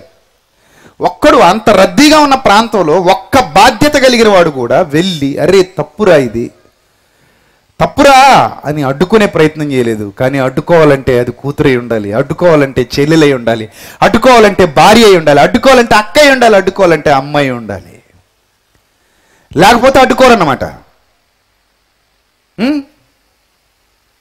ఎవడైనా అడ్డుకుంటే ఆ యాసిడ్ నా మీద పడద్దేమో అని భయం. బాధ్యత లేని దౌర్భాగ్యులు. వాళ్ళు ఎవరితోనూ చెడ్డనిపించుకోరు, అందరికీ మంచిగానే అనిపిస్తారు. ఎందుకంటే అడ్డుకోలేదు కాబట్టి నువ్వు చెడ్డోడివి అని ఎవడ అండు, ఎందుకంటే వీడియో అడ్డుకోలేదు కాబట్టి. మనందరం ఒకటే. ఇలాంటి వాళ్ళు మనుషులు మెప్పు పొందుకుని గొప్పోళ్ళు కావచ్చు, కానీ దేవుడు ఏమంటాడో తెలుసా? చెయ్యి బాధ్యత లేని దౌర్భాగ్యుడా, నా మీద నీకు ప్రేమ ఉంటే నీకు మనుషులు మెప్పు ఎందుకు? నా మీద నీకు ప్రేమ ఉంటే నీకు మనుషుల గౌరవం ఎందుకు? నా కొరకు నా మెప్పు కోసం బ్రతుకుతావు. నువ్వు నా మెప్పు కోసం బ్రతకలేదు అంటే, మనుషుల మెప్పు కోసం బ్రతికేవు అంటే waste candidate, you are not eligible. నువ్వు అసలు కరెక్ట్ కాదు, నువ్వు నాకు వద్దనుకుంటాడు దేవుడు. అర్థమవుతుందా? కాబట్టి మనుషుల్ని మెప్పించే, మనుషుల్ని కవ్వించే, మనుషుల్ని నవ్వించే బోధలు మన బ్రతుకుని ఎప్పటికీ మార్చలేవు. మన బ్రతుకు మారాలి అంటే వాక్యాన్ని ఉన్నట్టుగా మన హృదయంలోనికి పంపించగలగాలి. అలా పంపించే సేవకులు మనకు కావాలి, అలా పంపించే సేవ విస్తృతంగా జరగాలి. అలాంటి వాళ్ళు ఇంకా పుట్టుకు రావాలి, అలాంటి వాళ్ళే మనకు కావాలి. అప్పుడే మన ఆత్మీయ జీవితాలు బాగుపడతాయి, లేకపోతే మన ఆత్మీయ జీవితాలు బాగుపడవు. ఎన్నో సంవత్సరాలు కామెడీ సినిమాలు చూశారు, ఏం మారారు? నవ్వుకున్నారంతే. ఎన్నో సంవత్సరాలు జబర్దస్త్ ప్రోగ్రాం చూసుంటారు, ఏం మారారు? మరింత చెడిపోతారంతే. ఎన్నో సంవత్సరాలు కామెడీ ప్రసంగాలు వింటూ వచ్చారు, ఏం మారారు? నవ్వుకుని ఇంటికి వెళ్ళిపోతారంతే. ప్రియులారా, దేవుని సభ అంటే నవ్వించి పంపించేది కాదు, మార్పించి పంపించేది. మార్చి పంపించేది, ఆలోచింపజేసి పంపించేది, వెలిగించి పంపించేది, జ్ఞానవంతులుగా తీర్చిదిద్ది పంపించేది. అది దేవుని సభ అంటే, అది దేవుని వాక్యం అంటే. అవి లేని నాడు మన బ్రతుకు ఎలాంటి ప్రయోజనం లేదు మన బ్రతుక్కి, అది లేని నాడు. ఇప్పుడు ఫేలిక్స్ ముందుకెళ్ళాడు, పౌలు గారేమో చెరసాల్లో ఉన్నాడు, అంటే కస్టడీలో ఉన్నాడు. కస్టడీలో ఉన్నవాడు ఫేలిక్స్ ముందుకెళ్ళే అవకాశం వచ్చింది అంటే ఫేలిక్స్కి ఏం ప్రసంగం చేస్తాడు తెలుసా? కాసేపు ఆలోచించండి. ఉదాహరణకి నేనే జైల్లో ఉన్నాను, ఫేలిక్స్ అనేవాడు తలుచుకుంటే నన్ను విడిపించగలడు. ఇప్పుడు ఫేలిక్స్ భార్యా సమేతంగా నన్ను ఇంటికి పిలిచాడు, వాక్యం చెప్పమన్నాడు. ఇప్పుడు నా ముందున్న ఒకే ఒక్క ఆలోచన ఏంటో తెలుసా? నా మీద ఉన్న కేసు కొట్టించేసుకోవాలి. నాకు ఇదే మంచి chance, wonderful chance given by God. నాకు ఈ అవకాశం ఎవరిచ్చారు ఇప్పుడు? అబ్బా, దేవుడే ఇచ్చాడు. వినడానికి కూడా ఎలా ఉంటుంది మనకి? కరెస్టే అంటాం. కరెస్టా వరస్టా? వరస్ట్. నాకు ఈ అవకాశం దేవుడే ఇచ్చాడు. సరిగ్గా ఫేలిక్స్ ముందుకు వెళ్తాను. ఇప్పుడు అసలు ఎవరికి వస్తుంది ఈ ఆపర్చునిటీ? ఫేలిక్స్కి ఏంటి వాక్యం వినిపించాలనిపించడం ఏంటి? అది నన్ను పిలవడం ఏంటి? నేనేమో ఈ సమస్యలో ఉండడం ఏంటి? ఇప్పుడు నేను అరెస్ట్ అయ్యి ఉండడం ఏంటి? నన్ను కస్టడీలో ఉండడం ఏంటి? త్వరలో నాకు శిక్ష విధించబడబోవడం ఏంటి? ఈ టైంలో దేవుడు నాకు అబ్బబ్బబ్బబ్బబ్బ ఏం ఆపర్చునిటీ, ఏం ఆపర్చునిటీ. ఫేలిక్స్ నన్ను పిలిపించాడు సతీ సమేతంగా. అక్కడ ఆడవాళ్ళు కూడా ఉన్నారు. ఎక్కడైనా సరే కీ ఎక్కడ ఉంటుందంటే అమ్మగారి దగ్గర ఉంటుంది. అమ్మగారిని మెప్పించామంటే అయ్యగారిని పీడించుకు తింటుంది. అమ్మగారి దగ్గర కీ వదిలేసామంటే అయ్యగారు మోటార్లా పరిగెడతాడు, మనకి ఏ ఇబ్బంది ఉండదు. కాబట్టి ఇప్పుడు కీ ఎక్కడ తిప్పాలి? అమ్మగారి దగ్గర తిప్పేయాలి. ఇప్పుడు ప్రసంగం మొదలవగానే ఆహా, అమ్మగారిలో జీవకళ ఉట్టిపడుతుంది. దేవుడమ్మా నాకు మిమ్మల్నే చూపించాడమ్మా రాత్రి. అసలు అన్నాడు ఆయన నాతో, ఈమె తప్ప నాకు ఇష్టరాలి ఈ ప్రస్తుత సమాజంలో భూమి మీద లేనే లేదన్నాడమ్మా. యూదుల్లో ఒక మణిదీపం పుట్టిందన్నాడమ్మా. యూదుల్లో ఒక గొప్ప దివ్య వెలుగుతుంది అన్నాడమ్మా. అమ్మా, ఒకప్పటి ఎస్తేర్ అంశమ్మా నువ్వు, ఒకప్పటి రూత్ అంశలో పుట్టిన దానవు తల్లి నువ్వు. దేవుడు నాకు చూపించాడు కదా రాత్రి అంటే ఈ దృశ్యంలో ఏమైపోద్ది? ఉబ్బిపోద్ది లావుగా, బస్తాలో కట్టి కాళ్ళ పడేసిన పందిపిల్లగా అలా ఉబ్బిపోద్ది. ఆవిడేమవుద్ది? పొంగిపోయి, ఫేలిక్స్ ఈ సంవత్సరం నా పుట్టినరోజుకి నేను కోరదాం అనుకుంటున్నాను, ఇతను వదిలేయి. అసలు ఇతన్ని ఎవడో జైల్లో పెట్టడానికి వీల్లేదు, ఇతన్ని ఎవడో అడ్డుకోవడానికి వీల్లేదు. నువ్వు ఏం చేస్తావు నాకు తెలియదు. పౌలు గారు అరెస్ట్ అవ్వడానికి వీలు, అంటే పౌలు గారు శిక్ష పడడానికి వీలు లేదు. పౌలు గారిని వదిలేయాలి. ఆయన నీకు నువ్వు అసలు జైల్లో పెట్టడానికి వీలు లేదు, ఆయన బంధించడానికి వీలు లేదు అని చెప్పేద్ది. మనం అయితే అంతేగా చేస్తాం ప్రసంగం. మరి ఇలాగే ఉన్నారు కదా ఈరోజు చాలామంది. ఎందుకంటే మనుషులు మెప్పు కావాలి. ఎవరు మెప్పు కావాలి మనకి? ప్రసంగించడానికి మనుషులు మెప్పు కావాలి, జనం కావాలి మనకి. అరే, ఎక్కువ మంది నా చుట్టూ తిరగాలంటే, ఎక్కువ మంది నన్ను పిలవాలంటే, నేను తొందరగా ఆర్థికంగా ఎదగాలంటే, ఎక్కువ మందిలో నేను పాపులర్ అవ్వాలంటే, జనం నన్ను ప్రేమించాలంటే, నన్ను ఎవడో తిట్టుకోకుండా ఉండాలంటే, నేనేం చేయాలంటే, నేను సేఫ్ సైడ్ ఉండాలంటే, నేను ఎలాంటి ప్రసంగాలు చేయాలంటే, ఎలా ఆలోచించుకునే దౌర్భాగ్యులు ఉన్నారు ఈరోజు. నిజం, ఎలా ఆలోచించుకునే దౌర్భాగ్యులు. కానీ ప్రియులరా, పౌలంటే పౌలే, నాటికి నేటికి ఏనాటికి గ్రేటెస్ట్ స్పీకర్, దేవుడు ఇష్టపడే సేవకుడు. తాను ఏ పరిస్థితిలో ఉన్నానన్నది అతనికి అనవసరం, అది దేవుడు చూసుకుంటాడు. నేను రాజు ముందైనా, బంటు ముందైనా, ధనవంతుడి ముందైనా, పేదవాడి ముందైనా, గొప్పవాడి ముందైనా, ఎందుకు పనికిరాని వాడి ముందైనా దేవుని గూర్చిన మాటలు ఉన్నవి ఉన్నట్టుగా ప్రకటించాలి. ఆడిమెప్పు నాకెందుకు? ఈరోజు ఉంటాడు, రేపు పోతాడు. ఎమ్మెల్యే గారు వస్తే మన ప్రసంగం మారిపోద్ది, ఎంపీ గారు వస్తే ప్రసంగం మారిపోద్ది, ప్రెసిడెంట్ గారు వింటున్నారు మన ప్రార్థన అంటే ప్రార్థన మారిపోద్ది. పొద్దున్నే చాలా ప్రాంతాల్లో మైకులు పెట్టి ప్రార్థనలు చేస్తుంటారు. అందులో ప్రభా మా ప్రెసిడెంట్ గారిని దీవించి ప్రభా, విన్నాడో లేదో అని అటువైపు తిప్పి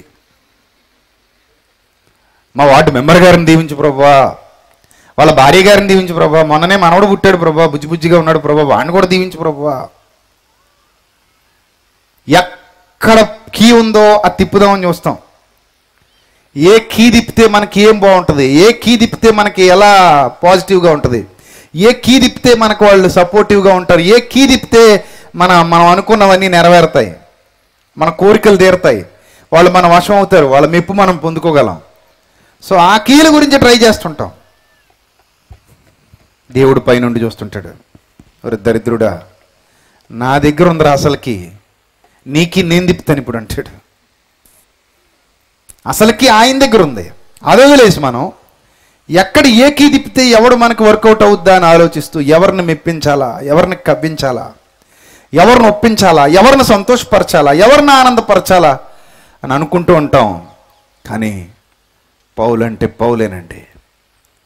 ఎప్పటికీ ఇలాంటి వాడిని మనం చూడలేమేమో. ఏంటి ఇంత గట్స్ ఏంటి, ఈ ధైర్యం ఏంటి, ఈ జ్ఞానం ఏంటి, ఈ భయం లేనితనం ఏంటి, ఈ ముక్కుసూటితనం ఏంటి, దేవుడంటే ఆ భక్తి ఏంటి? ఏం చూస్తున్నాడు ఇతను? ఎవరి వైపు చూస్తున్నాడు ఇతను? ఆ ప్రసంగం వింటే చెప్పేసి ఇతను ఎవరి వైపు చూస్తున్నాడు? ఫేలిక్స్ అనేవాడు భార్యా సమేతంగా సతీ సమేతంగా కూర్చొని వాక్యం చెప్పు మాకు అని టైం ఇస్తే, ఆ స్థాయిలో ఉన్నవాడు ఈ క్రిటికల్ పొజిషన్లో ఉన్నవాడికి టైం ఇచ్చాడు. చూడండి, అదే 24వ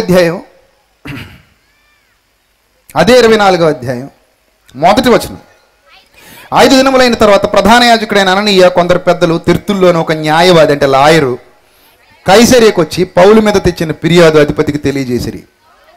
పౌలు రప్పించబడినప్పుడు తిర్తుల్లో అతని మీద నేరము మోపనారంభించి ఇట్లను, మహాఘనత వహించిన ఫేలిక్సా, మేము తమ వలన ఎంతో నెమ్మది అనుభవించుచున్నామనియు ఈ దేశ జనమునకు సంభవించిన అనేకమైన కీడులు తమ పరామర్శ చేత దిద్దుబాటు అవుచున్నవనియు ఒప్పుకొని మేము సకల విధములను సకల స్థలములలోనూ పూర్ణ కృతజ్ఞతతో అంగీకరించుచున్నాము. అబ్బాబాబా ఏం వేస్తున్నాడు సోపు! ఇదే ఫేలిక్స్కి సోపు వేస్తున్నాడు చూడండి. తర్వాత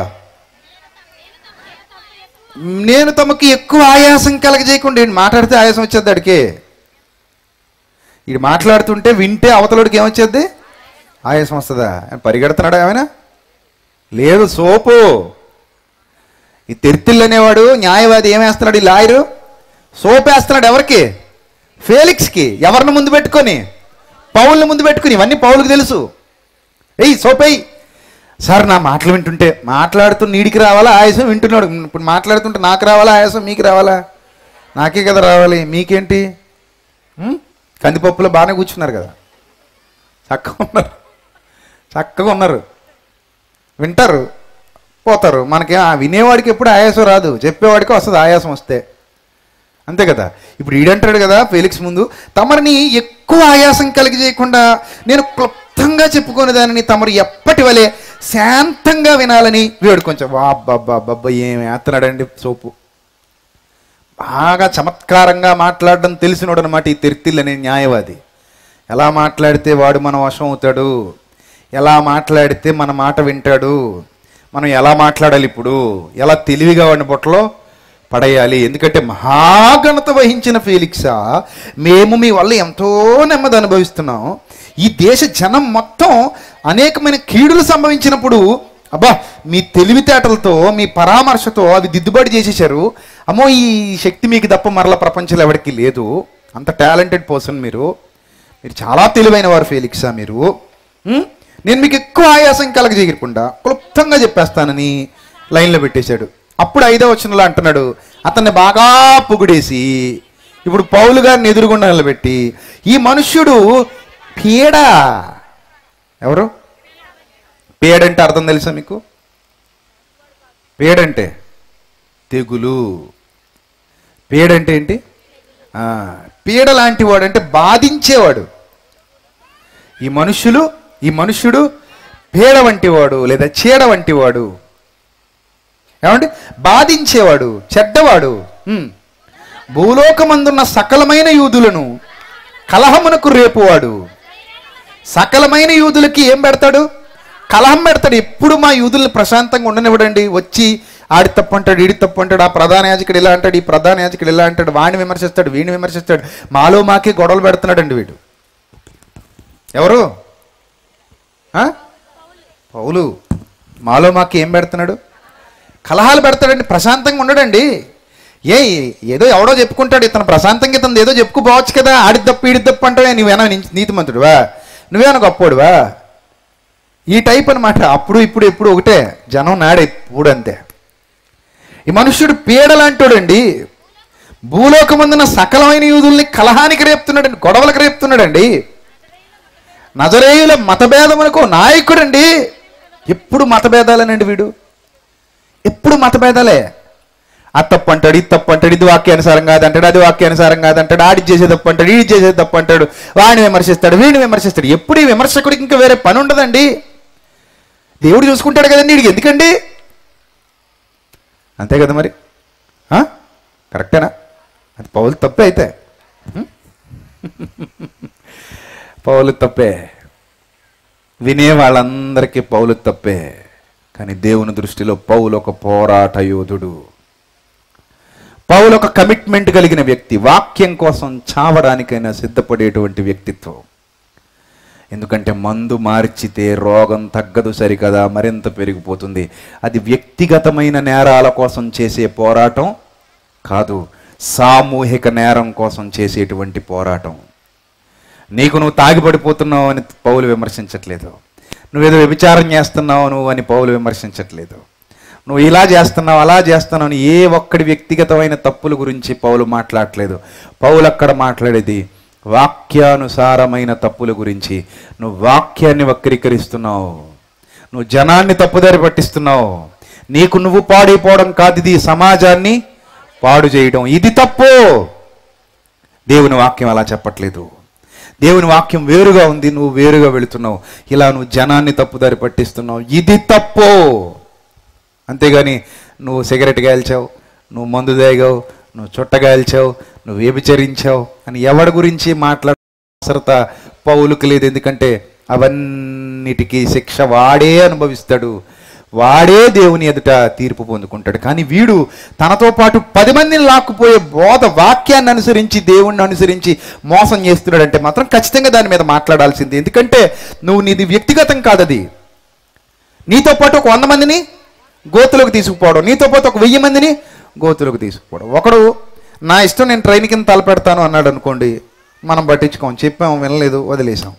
కానీ నాతో పాటు 100 మంది ఈ ట్రైన్ కింద తలపెట్టండి మనందరం పరలోకం వెళ్ళిపోతాం అన్నాడు అనుకోండి, అక్కడ మాత్రం వాడిని అడ్డుకోవాలి. అరే నువ్వు కావాలంటే పెట్టు. ఈ 100 మంది ఏం చేశారు రా దౌర్భాగ్యుడా, అమాయకులను ఎందుకు రా ట్రైన్ కింద తలపెట్టిస్తున్నావు నువ్వు, అక్కడ తలపెడితే పరలోకం పోతాను ఎవరు చెప్పాడు నీకు, ఎక్కడ రాయబడి ఉందిరా అని అడుగుతాం. అప్పుడు వచ్చి విమర్శించుకో దేవుడు చూసుకుంటాడు అంటే ఆ 100 మందిలో నీ చెల్లి తల్లి అక్క అన్నయ్య ఉంటే భలేగా ఉంటుంది. అప్పుడు అంటావు విమర్శించుకో దేవుడు చూసుకుంటాడు అని. అప్పుడు అనవు బాబు ఏదో రకంగా బయట తీసుకురండి బాబు, వాడి మాయలో పడిపోయాడు, మా అక్క మా తమ్ముడు మా చెల్లి వాళ్ళు కూడా ట్రైన్ కింద తలపెట్టడానికి వెళ్తున్నారండి బాబు, పరలోకం పోతాడు దాని కింద పెడితే, ఎక్కడుందండి ఈ బోధ అంట. అప్పుడు మాత్రం బోధ కావాలి.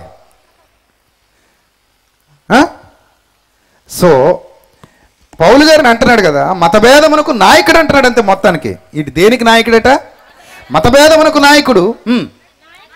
ఉన్నట్టు మేము కనుగొంటిమి, మరియు ఇతడు దేవాలయమును అపవిత్రము చేయుటకు యత్నపడెను. అబద్ధాల మీద అబద్ధాలు వస్తాయి ఇంకా అక్కడి నుంచి. దేవాలయాన్ని ఏం చేయడానికి యత్నపడ్డాడట? అపవిత్రం చేయుటకు యత్నపడిన కనుక మేము అతన్ని పట్టుకుంటుమి. కింద ఏం రాశాడు? కొన్ని ప్రాచీన ప్రతులలో మా ధర్మశాస్త్రము చొప్పున తీర్పు తీర్చవలని ఉంటిమి కానీ సహస్రాధిపతి అయిన లూసియ వచ్చి చాలా బలాత్కారంతో మా చేతుల్లో నుండి తను తీసుకుని పోయి ఇతని మీద నేరం ఓపు వారిని తమ యొద్దకు రావాలని ఆజ్ఞాపించెను. ఫేలిక్స్ దగ్గరికి వెళ్ళండి అని ఆజ్ఞాపించాడు. యూదులందుకు సమ్మతించి ఈ మాటలు నిజమే అని చెప్పిరి. తమరు విమర్శించిన ఎడల మేమితని మీద మోపుచున్న నేరములనియు తమకే తెలియవచ్చునని చెప్పాను. యూదులందరూ సమ్మతించి మాటలు నిజమే నిజమే అని చెప్పారు. అప్పుడు అధిపతి మాట్లాడమని పౌలుకు సైగ చేయగా అప్పుడు పౌలు మాట్లాడడం మొదలుపెట్టాడు. అంటాడు, తమరు బహు సంవత్సరముల నుండి ఈ జనముకు న్యాయాధిపతులై ఉన్నారని ఎరిగి నేను ధైర్యంతో సమాధానం చెబుతున్నాను. ఏమంటే చూసారు, ఎక్కడైనా సోపేశాడా? తమరు బహు సంవత్సరాల నుండి ఈ జనానికి న్యాయాధిపతులై ఉన్నారని ఎరిగి నేను చాలా ధైర్యంగా మాట్లాడుతున్నాను. యెరూషలేములో ఆరాధించుటకు నేను వెళ్ళిన నాట నుండి ఇంకా అక్కడేమి మీరు ఆయాసపడకండి, నేను క్లుప్తంగా చెప్తాను. మీరు ఉంటే అన్ని కీళ్ళు తొలగిపోతాయి. వీడుంటే తొలగో కీళ్ళు, ఎవడుంటే తొలుగుతాయి? ఎవరుంటే తొలుగుతాయి కీడు తొలగాలంటే? దేవుడు ఉండాలి. సో ఎప్పుడు కూడా మనం మనుషులకు సోపేసి దేవుని తగ్గించడం అనేది న్యాయం కాదు. ఈ మనుషులకు సోపేసే క్యాండిడేట్లు మనకు తెలిసిపోతారు. ఓ వీడు సోపుగాడు అని తెలిసిపోతారు. మన పవన్ కళ్యాణ్ ఈ పశ్చిమ గోదావరి జిల్లాలో ఎక్కడికి వచ్చాడు, ఏరియా ఐడియా లేదు. పాస్టర్లతో సమావేశం అయ్యాడు. ఈ పాస్టర్లో ఒక పాస్టరు 108వ కీర్తన అనుకుంటాను తీశాడు. చదవడం బాగానే చదివాడు. లాస్ట్లో మరి అతనికి ఏం పైత్యం వచ్చిందో, ఈ కీర్తన పవన్ కళ్యాణ్ గారి గురించే రాయబడింది అంటున్నాడు దౌర్భాగ్యుడు. ఆ కీర్తన ఎవరి గురించి రాయబడిందట? పవన్ కళ్యాణ్ గురించి రాయబడిందా? అసలు కీర్తన రాసే టైంలో పవన్ కళ్యాణ్ అనేవాడు ఉన్నాడా? ఉన్నాడా? లేడు. ఆ కీర్తనలు రాసిన టైంలో ఈడెవడో కూడా తెలియదు ఈ పవన్ కళ్యాణ్ అనేవాడు. అసలు ఈ పవన్ కళ్యాణ్ అనేవాడు ఏమైనా క్రైస్తవుడా? కాదు, అతను సినిమా హీరో. అతనికి అభిమానులు ఉంటారు. అతను కూడా మనకెందుకు? చెప్తే ఫేలిక్స్కి చెప్పినట్టు వాకింగ్ చెప్పాలి. ఓ పవన్ కళ్యాణ్, రక్షణ పొందావా? రక్షణ కావాలా? క్రీస్తు ద్వారా రక్షణ పొందాలనుకుంటున్నావా? ఇది విషయం. నీతి, ఆశానిగ్రహం, విశ్వాసం, ఇవన్నీ చెప్పాలి. అది నిజమైన బోధకుడి లక్షణం. ఈ డమ్మబుష్ క్యాండిడేట్ పక్కనున్నాడు. ఈ బోధకుడు ఒక కేటుగాడు.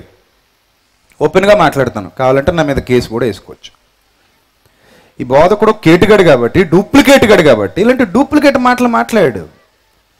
ఈ కీర్తన పవన్ కళ్యాణ్ గురించి రాయబడింది అని చెప్పడం ఎంత మూర్ఖత్వం, ఎంత అవివేకం, ఎంత అజ్ఞానం, ఎంత దౌర్భాగ్యం ఇది. మళ్ళీ అదొక సేవకులందరూ మీట్ అయిన సదస్సు.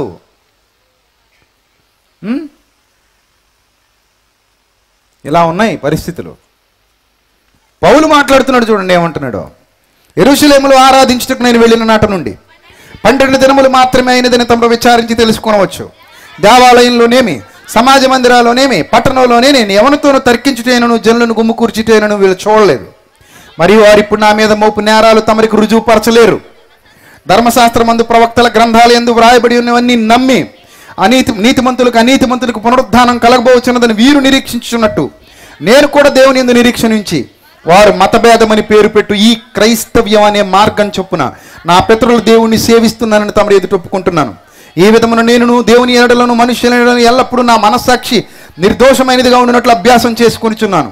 కొన్ని సంవత్సరములైన తర్వాత నేను నా స్వజనులకు దాన ద్రవ్యమును కానుకలు అప్పగించుటకు వచ్చి తిని నేను శుద్ధి చేసుకున్న వాడనే ఇలాగా అప్పగించుండగా వారు దేవాలయములు నన్ను చూశారు.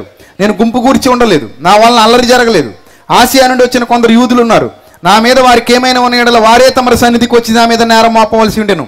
లేదా నేను మహాసభ ఎదుట నిలిచి ఉన్నప్పుడు మృతుల పునరుద్ధానమును గురించి నేను వాడి ఎదుట విమర్శింపబడుచున్నాను. వారి మధ్య నిలువబడి నేను బిగ్గరగా చెప్పిన ఈ ఒక్క మాట విషయమై తప్ప నా యందు మరి ఏ నేరమైనను వీరు కనుగొని ఉంటే వీరైనా చెప్పవచ్చునను ధైర్యంగా మాట్లాడి నేను ఇదే చెప్పా.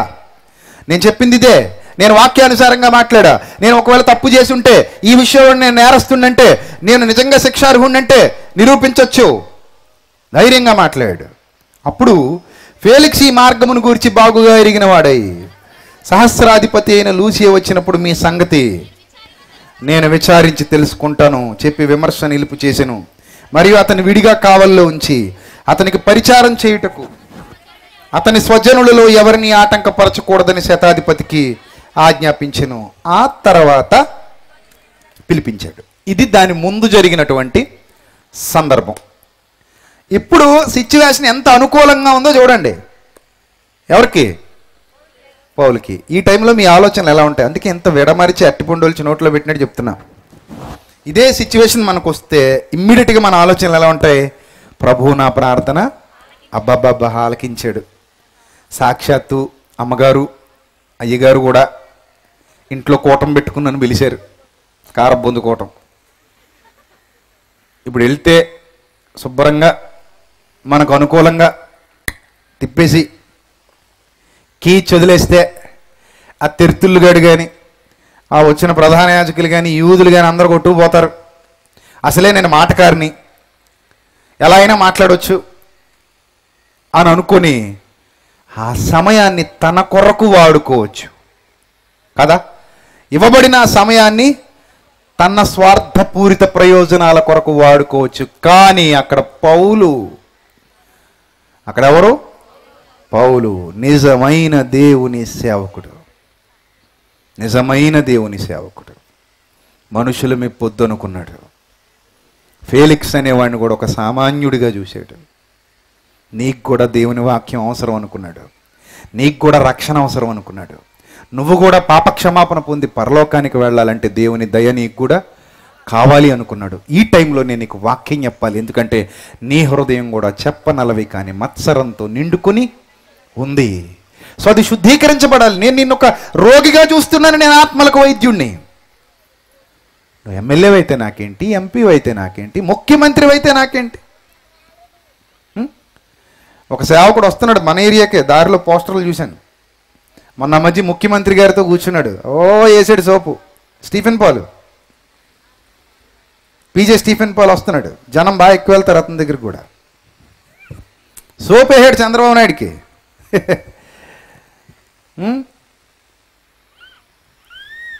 ఎందుకయ్యా సోపు? ఏమొస్తుంది? 5 ఏళ్ళు ఉంటాడు నాయకుడు, మళ్ళీ 5 ఏళ్ళు ఉండడు. కానీ మన నాయకుడు నిత్యము ఉండేవాడు. నిత్యము ఉండే ఆ నాయకుడికి లోబడతావా? ఆ నాయకుడికి గౌరవాన్ని ఇస్తావా? 5 సంవత్సరాలు ఉండే నాయకుడి కోసం సోపులు వేయడం మొదలెడతావా? సమయం వచ్చినప్పుడు ఉన్నది ఉన్నట్టుగా వాక్యాన్ని బోధించగలగాలి, ఎవరికైనా సరే వినిపించగలగాలి. దేవుని వాక్యం సత్యం, ఇది అందరికీ అవసరం అని చెప్పగలగాలి. అంతేగాని మన అవసరాల కోసం సోపులు వేయడం.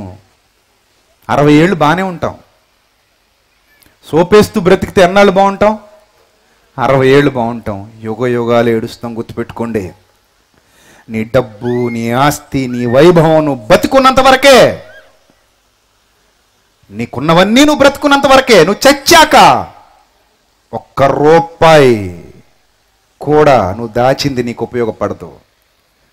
దాంతో నీకు ఎలాంటి ప్రయోజనం లేదు. చరిత్రలో ఎంతోమంది వెళ్ళిపోయారు, ఎంతోమంది రాజులు పోయారు, చక్రవర్తులు పోయారు, ఘనులు పోయారు, ఘనాపాఠీలు పోయారు. ఇప్పుడున్న ఘనులు కూడా పోతారు, ఉండరు.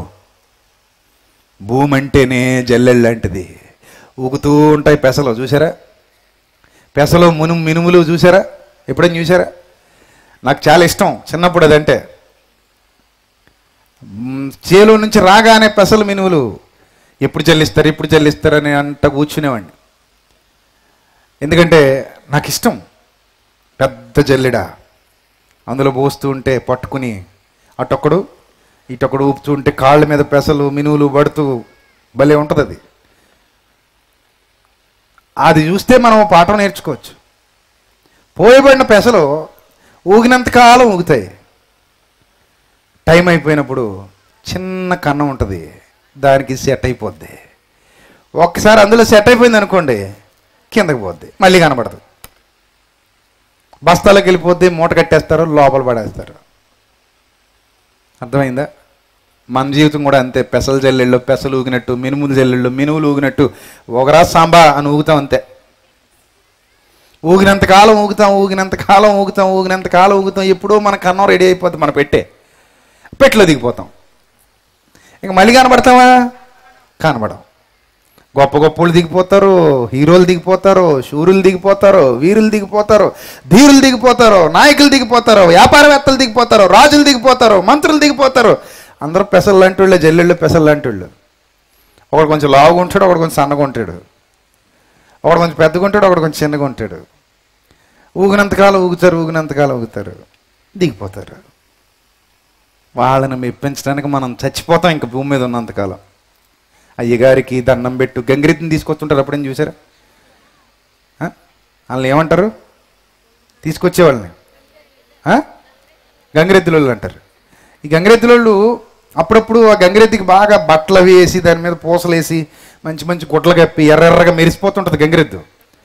దాన్ని తీసుకుని పీ అని ఊరుకుంటూ వస్తారు. దాన్ని తీసుకొచ్చి అయ్యగారికి దండం పెట్టు, భలే ఉంటుంది పాట అది. మళ్ళీ అమ్మగారికి దండం పెట్టు, బాబుగారికి దండం పెట్టు, అదేమో ఇలా ఊపుతా ఉంటుంది గంగిరెద్దు. మనం నిజంగా దండం పెట్టేస్తుందని ఫీల్ అయిపోతుంటాం. ఇలా కొడుతుంటారు గంగిరెద్దు దగ్గర మనకు దండాలు ఇట్టించినట్టే.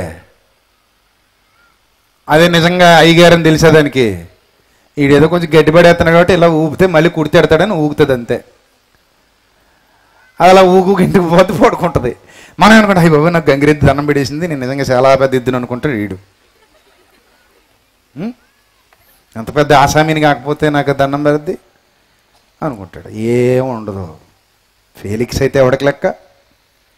అలా అని ఫేలిక్స్ నేను తృణీకరించట్లేదు. నువ్వంటే నాకు లెక్క ఏంటని గర్వంతో విర్రవేగట్లేదు. దేవుని వాక్యం ఎలా ఉంది అదే చెప్తాను నేను. నీకు సోపేసే పని నాకు ఇవ్వలేదు దేవుడు. నీకు సోపేయడానికి నన్ను దేవుడు సేవకుడిగా ఏర్పరచుకోలేదు. నీకు సోపేయడానికి దేవుడు నన్ను బ్రతికించట్లేదు. నీకు సోపేయడానికి దేవుడు నన్ను తనకు సేవకుడిగా నియమించుకోలేదు. సర్వోన్నతుడైన దేవుని దాసుడిని నేను. నువ్వు కూడా మారాలి, మార్పు చెందాలి అని మాట్లాడుతూ పౌలును పిలిపించినప్పుడు అన్ఎక్స్పెక్టెడ్గా జరిగింది. పౌలుకి అసలు తెలీదు, ఇలా పిలిపిస్తారని కూడా తెలీదు. కానీ వచ్చిన అవకాశాన్ని తన స్వార్థం కోసం వాడుకున్నవాడు కాడు. నిజంగా దైవజనుని వ్యూ ఎలా ఉంటుంది? ఎవరినో పొగిడితే, ఎవడికో సోపేస్తే మనకి ఇంకా అవకాశాలు వస్తాయి, మనల్ని ఇంకా ఎత్తికెదిగిపోతాం. మనల్ని ఆ దేశం వాడు పిలుస్తాడు, మనల్ని ఈ దేశం వాడు ఎవడో నిన్ను ఎందుకు పిలవాలి? దేవుడు నిన్ను పిలిచే విధంగా నువ్వు బ్రతకాలి. ఏ డబ్బు నీకెందుకు, ఐశ్వర్యం నీకెందుకు, వీళ్ళందరూ ఇచ్చే గొప్పలు నీకెందుకు, మెప్పులు నీకెందుకు? నీకు కావాల్సింది దేవుని సన్నిధి, ఆయన పెన్నిధి. అది కావాలి. జైల్లో నుండి విడిపించడానికి రాజు కాళ్ళు పట్టుకుంటే నరకంలో నుంచి విడిపించడానికి ఎవడి కాళ్ళు పట్టుకుంటావు? జైలు భయంకరమైందా, నరకం భయంకరమైందా? జైలు ఎంతండి? ఈరోజు ఉంటుంది, రేపు పోద్ది. ఎక్కడున్నా చావాలి, జైల్లో ఉన్నా చావాలి. ఎక్కడున్నా మనిషి పోవాలి ఈ లోకాన్ని విడిచిపెట్టి. అందులో ఫేలిక్స్ వచ్చేస్తాడు, అందరూ వచ్చేస్తారు. చచ్చేంత వరకే రాజు బేద, చచ్చాక రాజు అదే మట్టి, బేద అదే మట్టి. ఘనుడు కదా అని బంగారం గనుల్లో కప్పెడతారా? బంగారం గనుల్లో తీసుకెళ్ళి కప్పెడతారా? తీసి అవతల పడేస్తారు. శవం శవమే, కంపు కంపే. బంగారంతో ధరించుకుని నిత్యం తిరిగిన హీరోయిన్ చచ్చింది కదా అని సెంటోసం రాదు.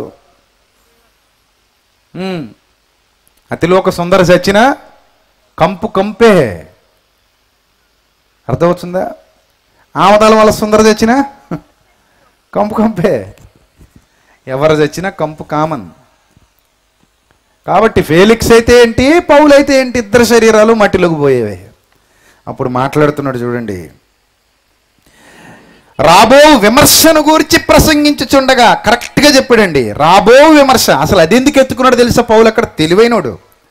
నువ్వు ఇప్పుడు అందరినీ విమర్శిస్తున్నావు అక్కడ కూర్చోబెట్టి. ఓ ఫేలిక్సా, ఓ అధిపతి, నువ్వు అందరికీ తీర్పులు తీరుస్తావు, దేవుడు నీకు తీర్పు తీరుస్తాడు. వా, వండర్ఫుల్ ప్రసంగం అండి. ఎవరు చేయగలరు చెప్పండి ఇలాగా? నువ్వు అందరికీ తీర్పులు తీరుస్తావు ఫేలిక్సా, కానీ దేవుడు నీకు తీర్పు తీరుస్తాడు. అందరూ వచ్చి నీ ఎదుట నిలబడుతున్నారు ఫేలిక్సా, కానీ ఒక్కరోజు నువ్వు దేవుని ఎదుటికెళ్ళి నిలబడబోతున్నావు. ఇది రాబోయే విమర్శ అని చెప్పగానే ఫేలిక్స్ మిగుల భయపడి, అసలు ఎన్నిసార్లు నేను ఈ సందర్భాన్ని చదివినా నాకు ఇష్టంగా అనిపిస్తుంది. ఒక రాజుని, అంటే ఒక అధికారిని ఒక సామాన్య సేవకుడు గడలాడించాడు తన ప్రసంగంతో. భయపడ్డాడట. అసలు ఎవరెవరికి భయపడాలి రూల్గా మీరు చెప్పండి? ఎవరెవరికి భయపడాలి? అమ్మో నాకు వీడి శిక్ష విధించేస్తాడేమో, నేను ఏమాత్రం తేడాగా మాట్లాడినా నేను శిక్షలోకి పోతాను, ఇక్కడతో నా చాప్టర్ క్లోజ్ అయిపోద్ది, నన్ను చంపేస్తాడేమో అని పౌలు భయపడి మన గంగిరెద్దు దగ్గర డప్పు కొట్టినట్టు కొట్టాలి అక్కడ. అమ్మగారికి దండం, అయ్యగారికి దండం, వంగి వంగి దండం, నిలబడి దండం, పడుకుని దండం, దొర్లి దండం, పొర్లి దండం, అలా పెట్టాలి దండాలు. ప్రసంగాన్ని కూడా మార్చేయాలి. మార్చేసి వాళ్ళ మెప్పు పొందే విధంగా ప్రసంగాలు చేసేయాలి, సోపేసేయాలి. కానీ ఎక్కడ తన ప్రసంగంతో అవతలని భయపెట్టి చంపేశాడు. నిజాలు చెప్పేసామా, అబద్ధాలు మాట్లాడి కాదు. ఎందుకంటే పౌలు పరిశుద్ధాత్మ నడిపింపుతో ఉన్నాడు. పరిశుద్ధాత్ముడు ఎవ్వడికి సోపు వెయ్యడు. అది పరిశుద్ధాత్మ శక్తి. ఆ పరిశుద్ధాత్ముడు పౌలులో ఉన్నందువలన పౌలు మాట్లాడుతున్నప్పుడు ఫేలిక్స్ గుండెల్లో గుణపాలు దిగినట్టున్నాయి, గుచ్చుకుపోతున్నాయి. అమ్మో అమ్మో అమ్మో అనిపిస్తుంది ప్రసంగం వింటున్నంతసేపు. భయం పుట్టింది. నిజమే, న్యాయ విమర్శలోనికి నన్ను కూడా దేవుడు ఈడ్చుకుపోతాడా? నేనెంతో మందిని ఇక్కడ విమర్శిస్తున్నాను, నేనెంతో మందికి తీర్పులు తీరుస్తున్నాను, నేనెంతో మందికి న్యాయాధిపతిగా ఉన్నాను. నా మాటే శాసనం, నా మాటే వేదం, నేనేది చెప్తే అదే. కొంతమంది దగ్గర లంచాలు కూడా ఉడుకుతున్నాను. మరి అలాంటి సిచ్యువేషన్లో దేవుడు నన్ను కూడా నరకానికి దోసేస్తాడా? దేవుడు నాకు కూడా తీర్పు తీరుస్తాడా?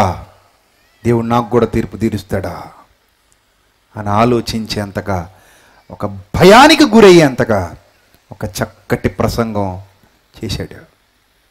తనకొచ్చిన అవకాశాన్ని దుర్వినియోగం చేసుకోలేదు. అవకాశం వచ్చింది కదా అని అవకాశాన్ని పాడు చేసుకునే విధంగా మాట్లాడలేదు. దేవుడు ఉన్నాడు, చూస్తున్నాడు. నా ప్రసంగాన్ని ఎవరు వింటున్నారు? దేవుడు వింటున్నాడు. నిజం ప్రియులరా, ఏ సేవకుడు మాట్లాడినా ఎక్కడ మాట్లాడతాడో తెలుసా? దేవుని ఎదుట మాట్లాడతాడు. మైండ్ ఇట్, గుర్తుపెట్టుకోండి. ఏ సేవకుడు మాట్లాడినా దేవుని ఎదుట మాట్లాడుతున్నాడు. ఆకాశమందు ఆసీనుడైన దేవుడు నీ ప్రసంగాన్ని వింటున్నాడు. ఏ విశ్వాసి వింటున్నా దేవుని ఎదుట వింటున్నారు. జాగ్రత్త. ఆకాశమందు ఆసీనుడైన దేవుడు నువ్వు వినడం చూస్తున్నాడు. న్యాయ విమర్శలోనికి ప్రతి వాడు వెళ్ళబోతున్నాడు. స్వార్థపూరిత ప్రయోజనాల కోసం, మనుష్యుల మెప్పు కోసం బ్రతికిన ప్రతి వాడు నష్టపోతాడు. ఆ టైంలో వీడికి భయం కలిగింది, ఈ ఫేలిక్స్ అనేవాడికి. కానీ ఇంటికి వెళ్ళాడు. ఎందుకంటే వాడు లోక సంబంధి. ఆ వాక్యాన్ని చేతిలో పట్టుకున్నాడు, వదిలేశాడు. అదే మింగుండుంటే వాడు బ్రతుకు మారిపోయేది. వాడు నరకాగ్ని నుండి తప్పించుకునేవాడు. వాడు పరలోక బాటలో నడిచేవాడు. వాడి జీవితం మంచిగా మారేది. కానీ వాడు ఏం చేశాడు తెలుసా? ఆ క్షణంలో భయపడ్డాడు. భయపడి వాక్యాన్ని బాగా దూరం పెట్టేశాడు. అమ్మో, ఇంకేది ఇప్పుడు వినకూడదు, మనల్ని భయపెడుతుంది, మనల్ని భయపెట్టేది మనకొద్దు. మనల్ని ఎలా ఉండాలి? మనకి చల్లగా ఉండాలి. అమ్మో, మనం ఇలాంటి ప్రసంగాలు వినకూడదు, ఇక మీదట ఇలాంటి ప్రసంగాలు వినడం మానేసి ఏదైనా నీకేం పర్లేదు, ఎలా దేవుడు నిన్ను పరలోకమే తీసుకెళ్తాడు. ఆయన ఇంతమందిలో నువ్వు తెలుస్తావా ఏంటి? ఒంగుని వెళ్ళిపో అంతే, పరలోకానికి దాక్కుని వెళ్ళిపోవచ్చు, పర్లేదు. ఆయన ఇంతమందిలో అంతమందికి అని తీర్పు తీరుస్తాడు దేవుడు. ఓట్ల ఎలక్షన్ రోజునే లైన్ అవ్వట్లేదు. ఎంతమందిలో దేవుడికి గుర్తుంటుందా ఏంటి? నేను ఒక్కడనేనా పాపిని? ప్రపంచంలో బోల్డ్ అంతమంది పాపాలు చేస్తున్నారు, వాళ్ళతో పాటు నేను పోతాను. అబ్బా ఆహా,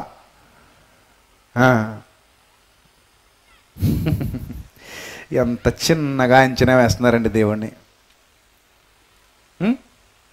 నీకు విషయం చెప్పనా?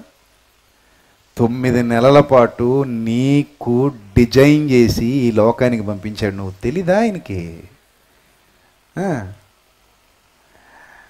నిన్ను ఈ లోకంలో బతికే అవకాశం ఇచ్చాడు.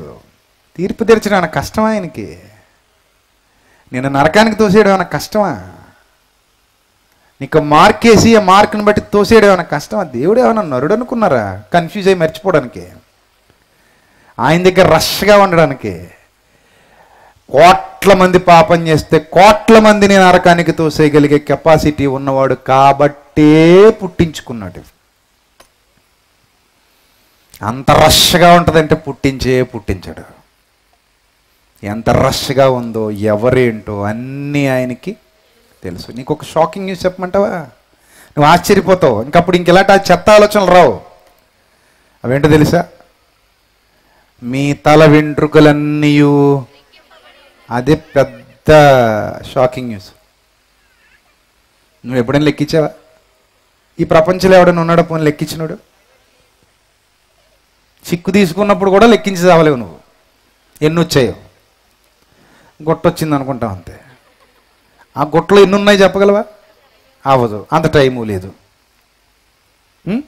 కానీ నీ బోడిగుండు మీద ఎన్ని వెంట్రుకలు ఉన్నాయో ఎవరికి తెలుసు?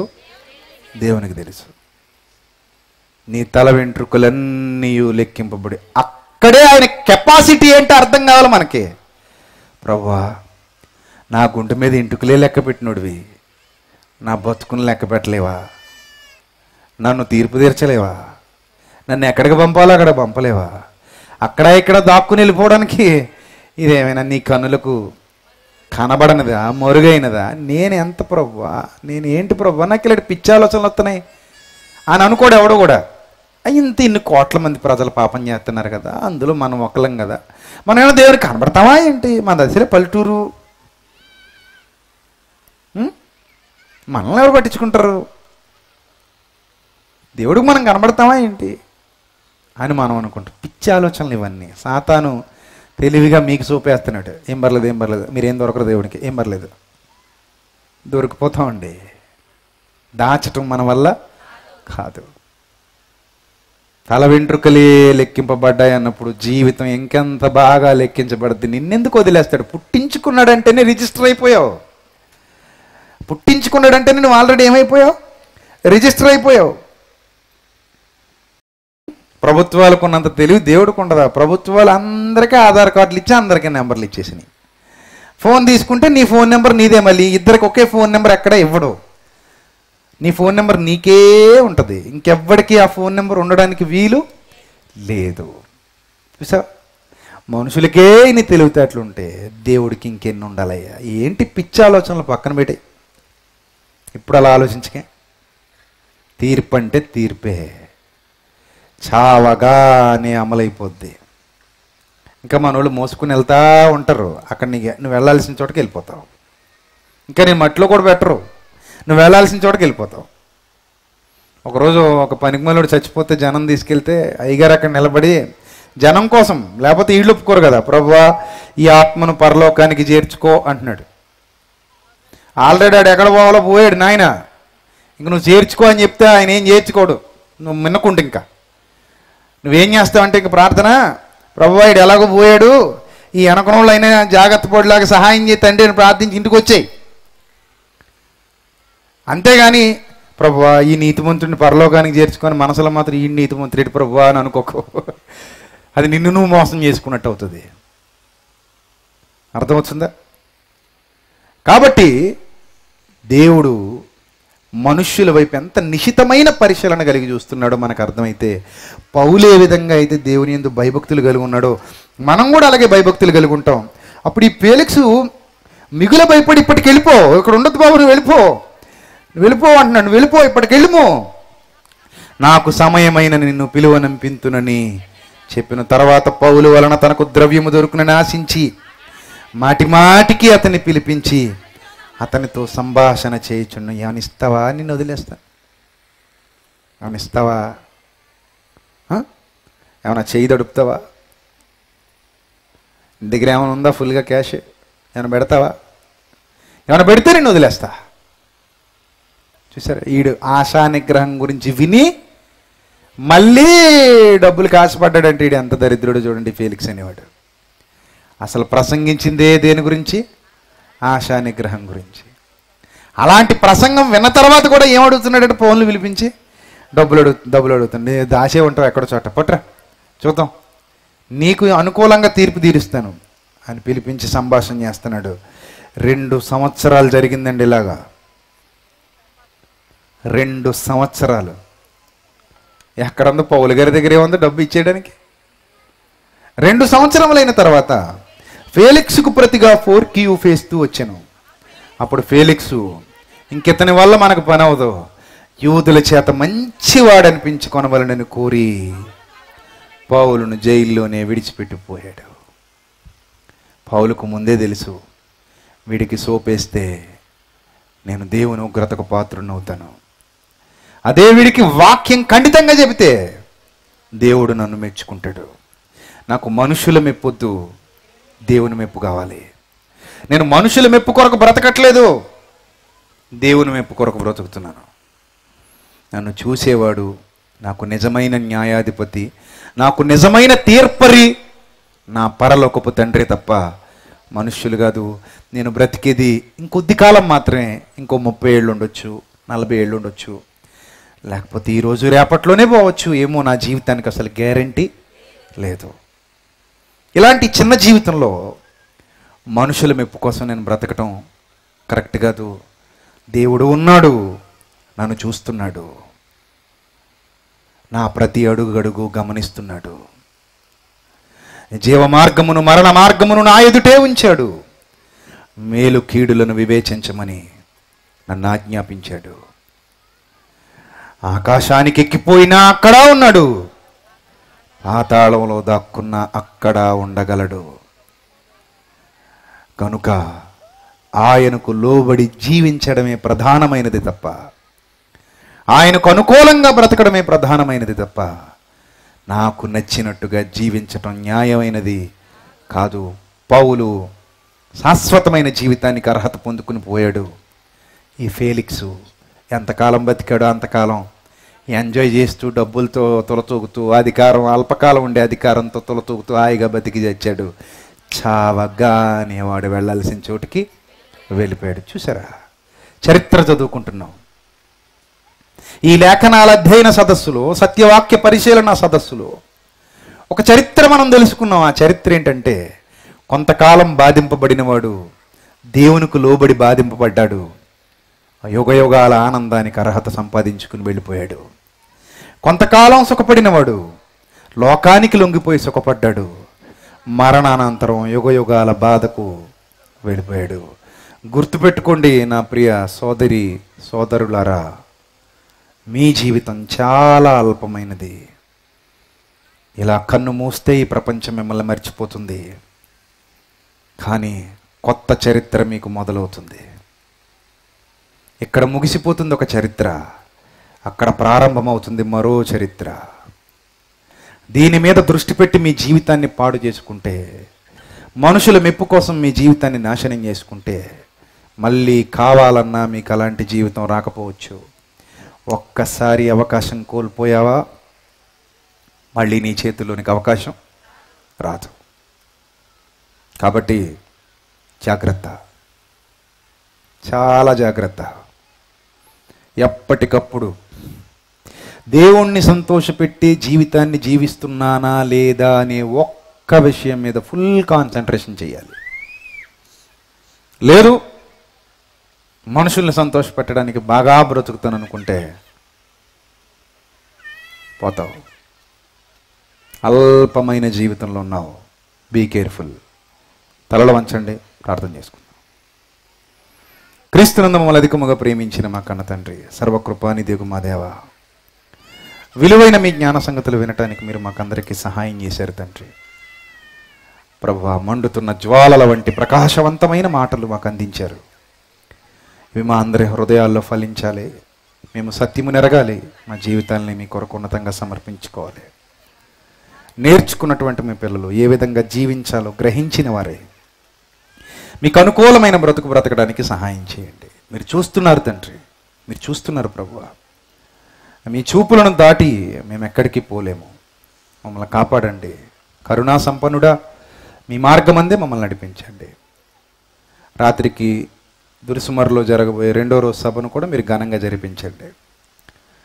మీ సత్యవాక్య పరిశీలనకు, ఆ విన్న వాక్యాన్ని మా బ్రతుకులో అనుసరించుటకు ఎల్లప్పుడూ మమ్మల్ని సంసిద్ధులుగా ఉంచమని, కష్టపడుతున్న ప్రతి సహోదరుణ్ణి ప్రతి సహోదరిని జ్ఞాపకం చేసుకోమని, ఇక్కడున్న సంఘములను సంఘ కాపురులను జ్ఞాపకం చేసుకోమని, వేదిక మీద ఉన్న పెద్దలను నా ప్రియ తమ్ముళ్లను జ్ఞాపకం చేసుకోమని, వారి కుటుంబాలకు మీ కాపుదలు దయచేయమని, కూడి వచ్చిన మీ పిల్లల్ని వారి కుటుంబాలని తండ్రి మీ కృపలో వర్ధిల్లింప చేయమని వేడుకుంటూ, మమ్మల్ని మేము తగ్గించుకుని ఎల్లప్పుడూ మిమ్మల్ని హెచ్చించగలిగే భాగ్యాన్ని మాకు ప్రసాదించమని ప్రాధేయపడుతూ, మీకు మాత్రమే విలువనిచ్చి మీ మార్గాలు యందు అలుపెరుగని యోధులుగా నడవగలిగే ధన్యతనివ్వమని కోరుతూ, క్రీస్తు నామములో ఈ ప్రార్థన మనములు అడుగుచున్నాం మా కన్న తండ్రి.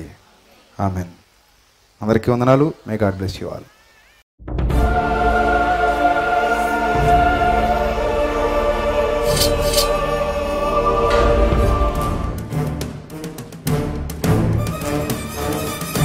ఆది నీవే ప్రణవం నీవే, ప్రళయం నీవే, అల్ఫయు నీవే, ఓమఘయు నీవే, విలయం నీవే, స్థిర నిలయం నీవే, గగనం భువనం సకలం నీవే, జగతిని నడిపే జ్యోతివి నీవే, సమరం అమరం సర్వము నీవే, అన్ని నామాలు ప్రణమిల్లే సర్వోన్నత నామం నీవే, సర్వోన్నత నామం నీవే.